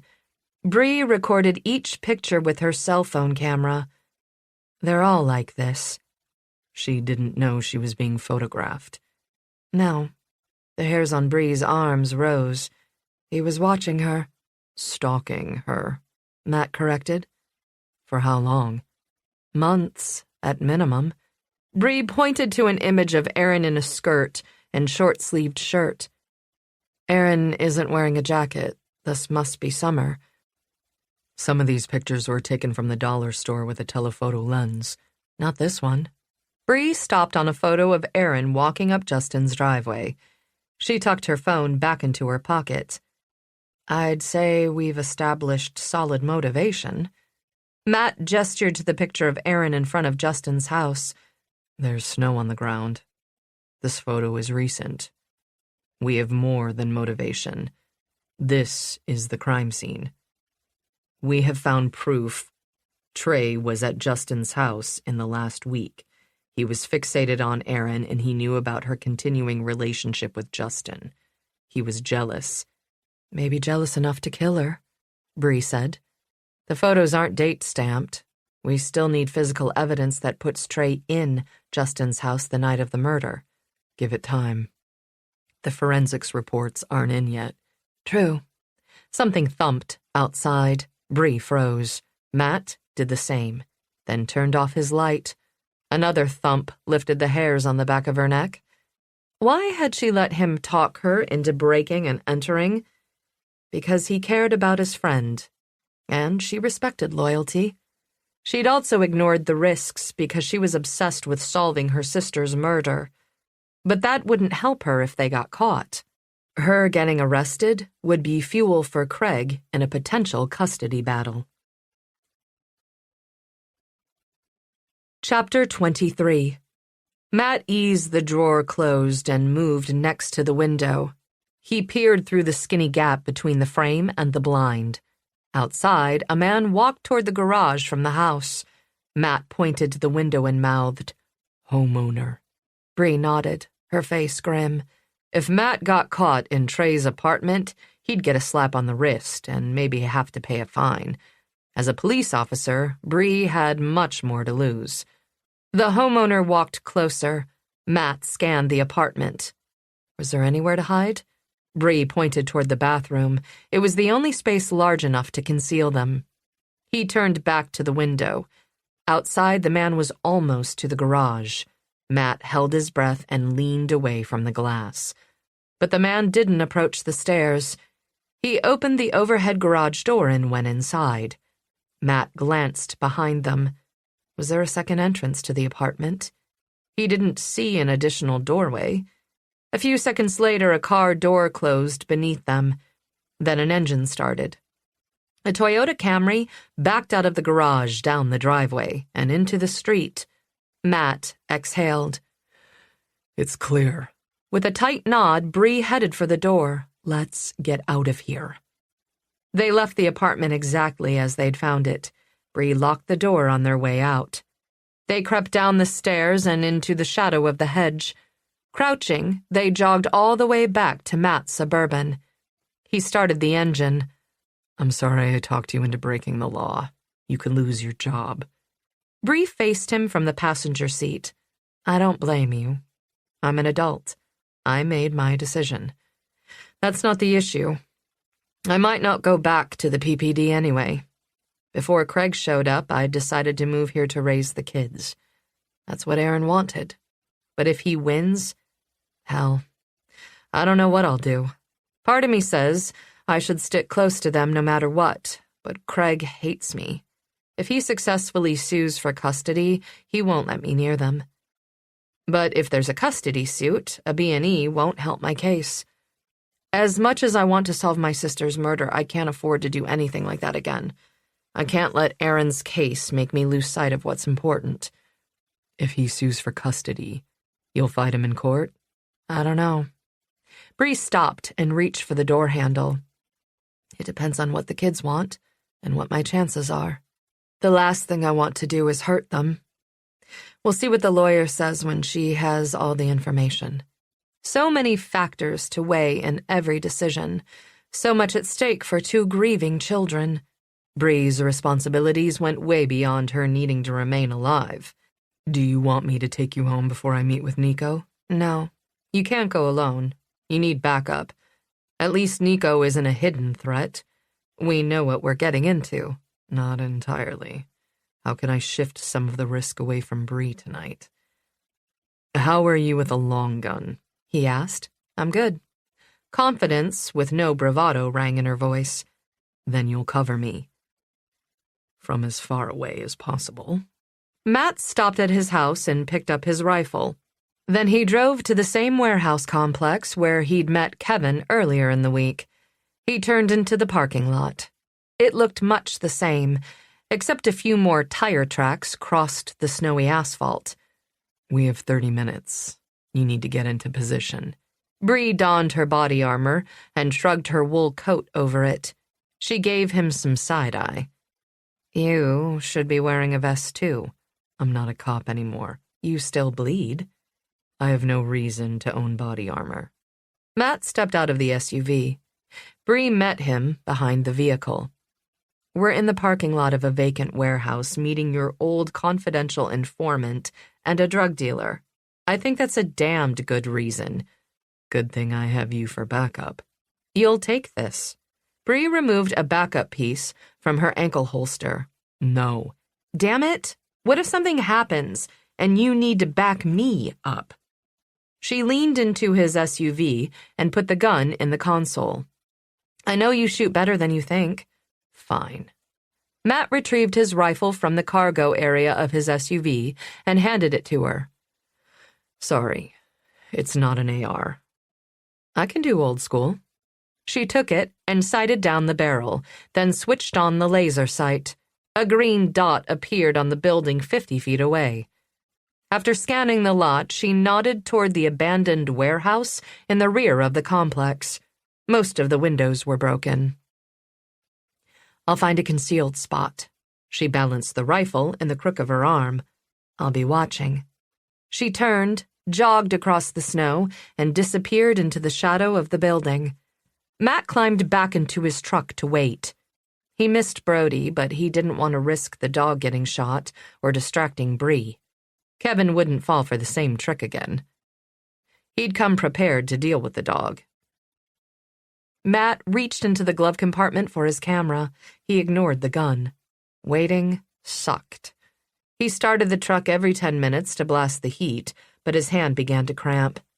He checked his watch, 15 minutes before his scheduled meeting time. Headlights appeared on the main road. Matt looked through his camera and focused on the entrance to the parking lot. It was too dark to see the license plate, but the vehicle was Kevin's pickup truck. The pickup turned into the lot and stopped a few feet short of the pool of light cast by the street lamp. The door of the pickup creaked open, and Kevin climbed out. Matt stepped out of his Suburban. They met in the middle, under the street lamp. Where's my money? Kevin asked. Nice to see you too. Fuck you! We had a deal. Okay. Relax. Matt reached into his jeans pocket in a slow, deliberate motion. He pulled out the folded bills and offered them to Kevin. Kevin wore a knit hat low on his brow. Under it, his eyes avoided contact with Matt's as he snatched the money. The skin between Matt's shoulder blades itched. What's going on, Kevin? I'm sorry, man. I tried to warn you. Kevin lifted his eyes. A grim frown split his gaunt face. Tires grated on snow. Matt's head whipped toward the sound. A vehicle was pulling off the main road. Its headlights flipped on. Kevin stepped back, raising his hands. Nothing I can do, man. Nico doesn't like people asking questions about him. The new vehicle was a black Ford Explorer. As it drove closer, the overhead light reflected on the windshield, creating a mirror effect. Matt's heart thudded. The light shifted, and he could see a vague shape behind the wheel. But he couldn't tell how many people were inside. Mud partially obscured the license plate, but Matt could see the first 3 letters. Kevin jumped into his pickup truck and fishtailed out of the lot. Despite the freezing wind, cold sweat broke out on Matt's back as he waited. 30 seconds later, the driver's door of the Explorer opened, and a man climbed out, lean and wiry. He studied Matt for 2 breaths before approaching.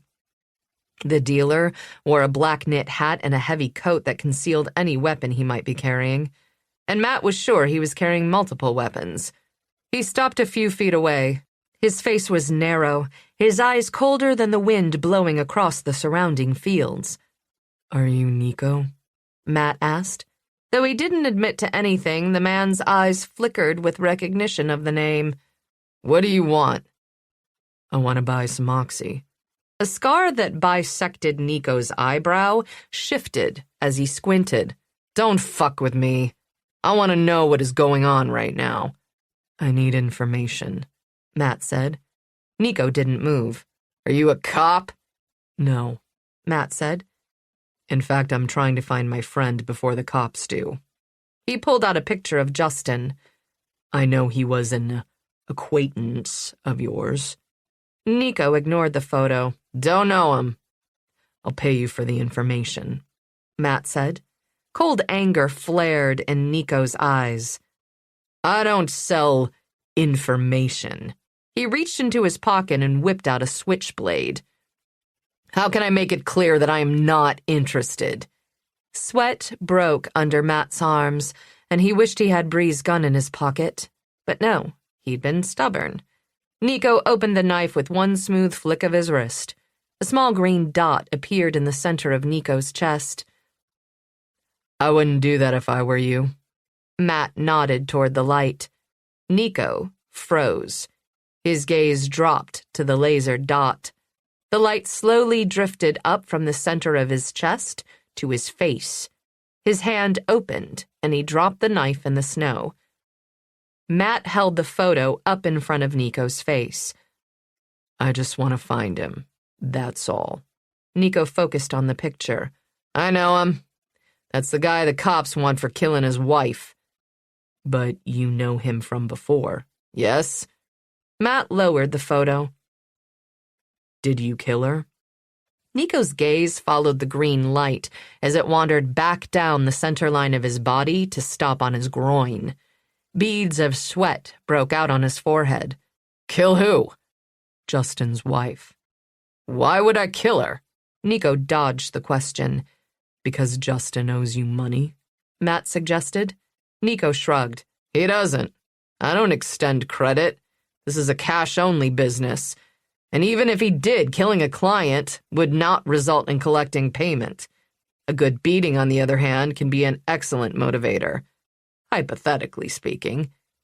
When was the last time you saw Justin? Matt asked. I seen him about a week ago, Nico said. The green dot on his groin still held his attention. Last Friday he called me in the morning, but he didn't have enough money for what he wanted. He only had enough to score some H. Again, hypothetically speaking. Shock paralyzed Matt for a minute. H was heroin, and plenty of people who became addicted to oxycodone eventually ended up on heroin because it was a cheaper alternative. But he'd never thought Justin would become a heroin addict. Did he buy heroin? Matt wished he could arrest Nico, or shoot him. How many people does he supply with that poison every day? He should be in prison. He declined, Nico said, but I expected him to call saying he changed his mind. That's what usually happens. He raised both his hands. Look, man, that's all I know. Do you have an alibi for Tuesday evening?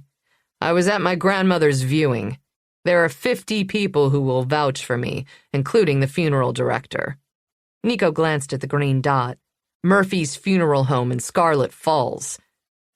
I'm sorry for your loss. Even drug dealers had grandmothers, Matt supposed. Yaya was 92 and died in her sleep. We should all be so lucky. But moisture in Nico's eyes belied his nonchalant attitude. Matt tossed $100 onto the snow next to the switchblade. Then he stepped backward and gestured toward the ground. Nico scooped up the cash and his knife. Don't call me again. I won't be surprised a second time. Then Nico backpedaled to his vehicle and sped away. Matt watched the taillights fade into the darkness. A few minutes later, Bree appeared at his side, rifle in hand, and they headed for the SUV. Their breath puffed out in front of them. Her cheeks were bright from the cold. Inside the vehicle, Matt returned her gun, started the engine, and pulled his phone from his pocket. I recorded the conversation, just in case I might need it later. She slid her compact 9mm back into its ankle holster. He played the recording for Bree as he drove out of the lot. 3 letters and the make and model should be enough to ID Nico through his vehicle registration. Then we can verify his alibi. Yes, he said. I'll email the funeral home in the morning. It's the same one I'm using for my sister. I'll arrange a meeting with the director. I can take care of the alibi if you want to focus on your sister's funeral. No, actually it seems right to work on finding her killer at the same time.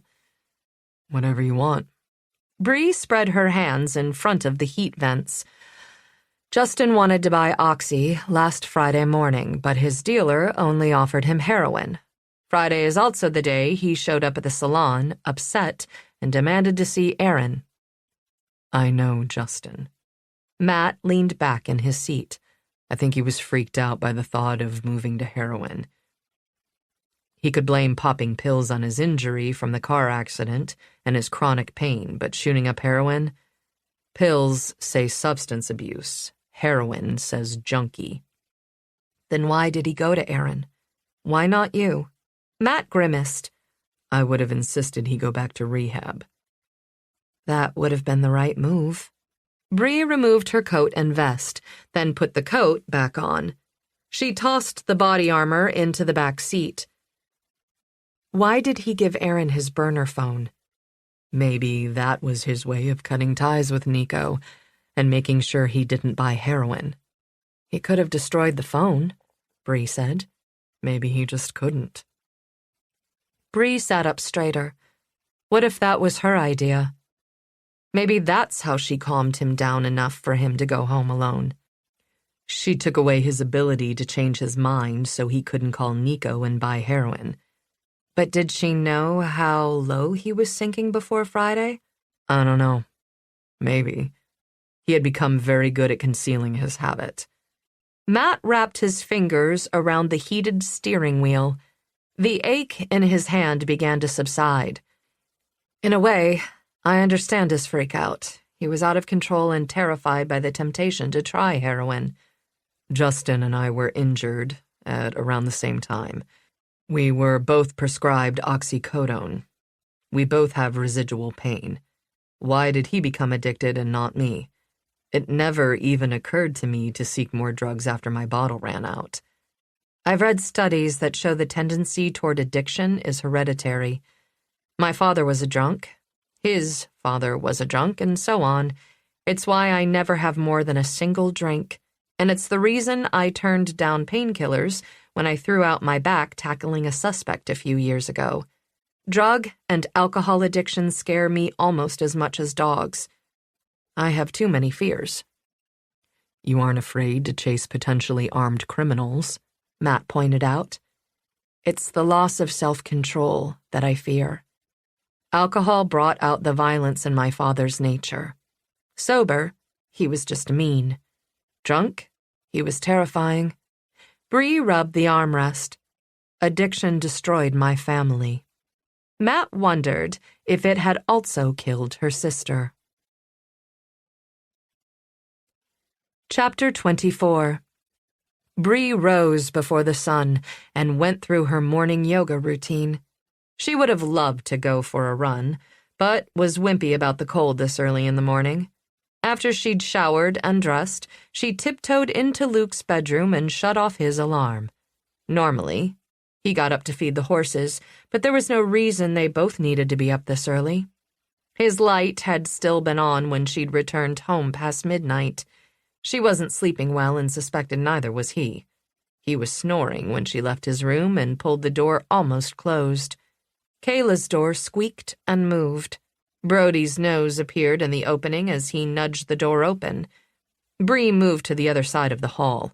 Her pulse accelerated and sweat broke out on her palms. She breathed, frustrated. She knew the dog wouldn't hurt her but couldn't control her automatic response. He probably had to go outside. His leash was downstairs. Could she walk him? Could she get close enough to snap it onto his collar? The guest room door opened, and Dana came out of the room. She wore jeans and a bright cobalt sweater. Her lipstick matched a pair of raspberry-colored reading glasses that hung in the crew neck of her sweater.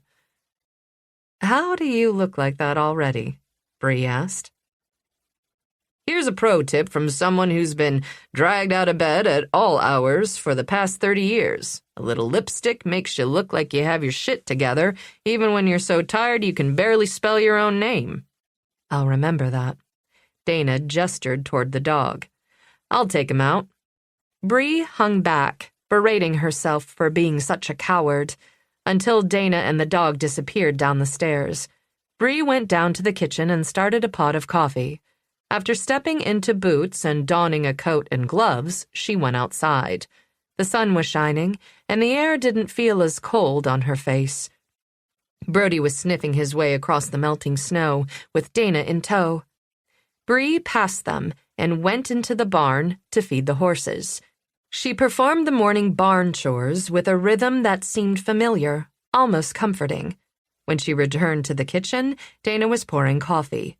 Brody crunched kibble. Vader sat on the island and meowed for his breakfast. Bree filled his bowl and scratched behind his ears. He purred while he ate. I know Brody is large and intimidating, but he's really a nice dog. Dana handed her a mug of coffee. Bree sipped. I feel like an idiot, but I've been avoiding dogs all my life.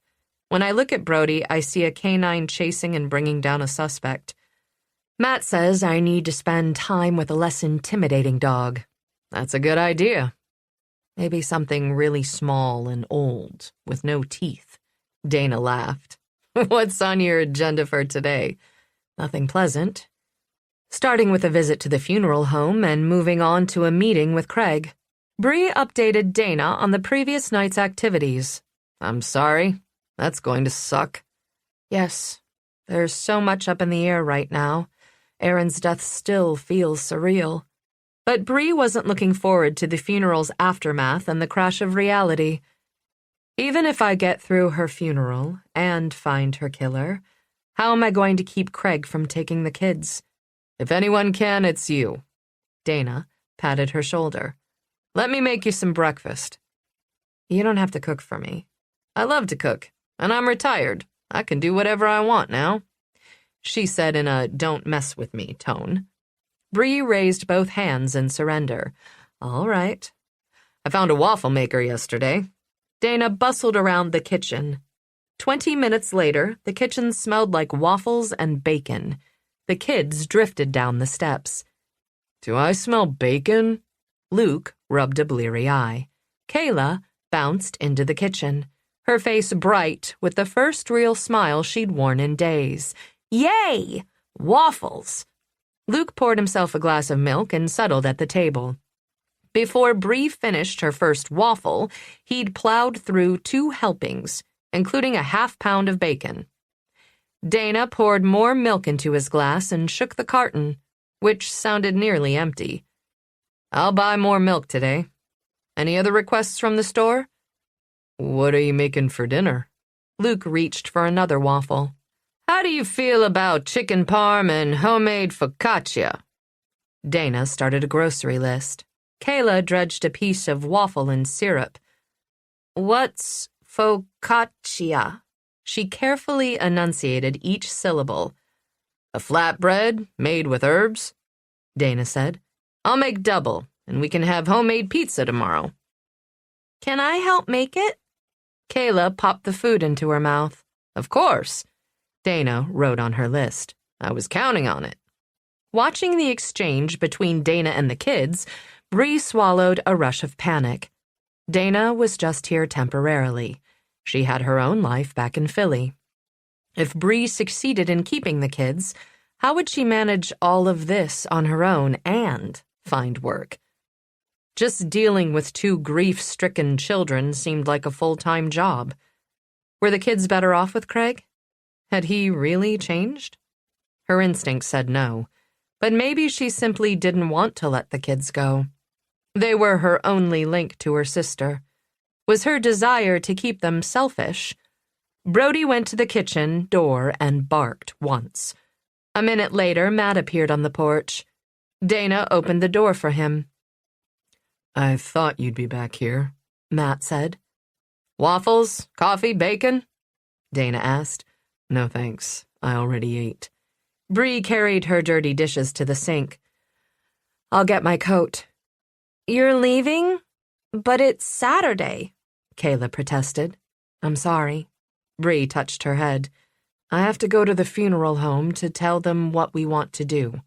I'll try to be quick so we can spend the afternoon together. The little girl nodded, but her smile faded. Guilt pinged in Bree's chest as she and Matt left the house. She paused next to her car door. How do single and working moms cope? I guess they just do their best. Matt jingled his keys.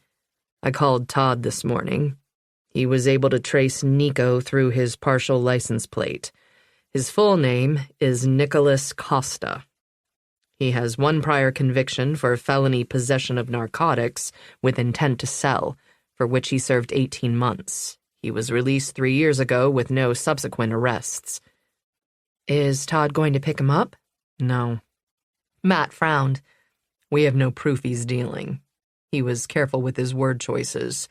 I suspect his alibi will pan out. I checked the obits. A viewing and memorial service for Helena Costa, age 92, was held at Murphy's on Tuesday evening from 7 to 9. Nico's alibi is probably legitimate. Bree opened her car door. I'd hoped he lied last night. Me too. Not wanting to arrive at the meeting with Craig together, they drove their individual vehicles. Matt followed her to the funeral home. Outside, Bree paused on the sidewalk. The sun's rays were warm on her face. Are you ready? Matt asked. Bree tried to take a deep breath, but grief tightened her chest. No. But no amount of time will change that. They went inside. The air smelled thickly of flowers. 2 fresh purple and white sprays stood on a sideboard in the lobby. Ms. Taggart? A man in a dark suit walked in. Bree nodded and introduced Matt as a friend. The director ushered them into a conference room. I'm sorry for your loss. Thank you. Bree managed to keep her act together as they scheduled the service for Tuesday. She didn't break until they discussed the children's requests. The director handed her a box of tissues. It's particularly sad when a loved one passes at such a young age. Bree plucked a tissue from the box and dried her eyes. Her throat was tight and raw. Matt reached for her hand, gave it a squeeze, and took over the conversation. You come highly recommended from a family who held a viewing here last Tuesday night. Ah, yes, Mrs. Costa. The director folded his hands on the table. It was a beautiful service. Her grandson recommended you, Matt said. The director nodded solemnly. Nicholas made sure his grandmother's service honored her life. He was here for the whole service? Matt asked. Why, yes. He never left his mother's side. A wary look crossed the director's face. Why do you ask? Bree cleared her throat. Shall I write you a check? The funeral director immediately forgot his suspicions and gave her the amount of the required deposit. Matt and Bree went out to the parking lot. 10 minutes later, they headed south on I-87. Matt sped ahead. Bree maintained the speed limit. She didn't want to arrive too close together. She took the Saratoga Springs exit and drove a mile to the restaurant. She spotted Matt's SUV and parked 2 rows away. He was drinking coffee at the bar when she entered the tavern. The decor was stereotypical Irish bar with dark wood and green and white linens. Bree scanned the restaurant but did not see Craig. Tall-sided booths filled the area near the bar. Standard tables and chairs were evenly spaced throughout the main dining room. About a third of the tables were occupied. Bree let the hostess lead her to a table. Then she chose a seat facing the door and ordered coffee. Craig strolled into the restaurant 10 minutes late. He shot a charming smile to the hostess. She flushed and stammered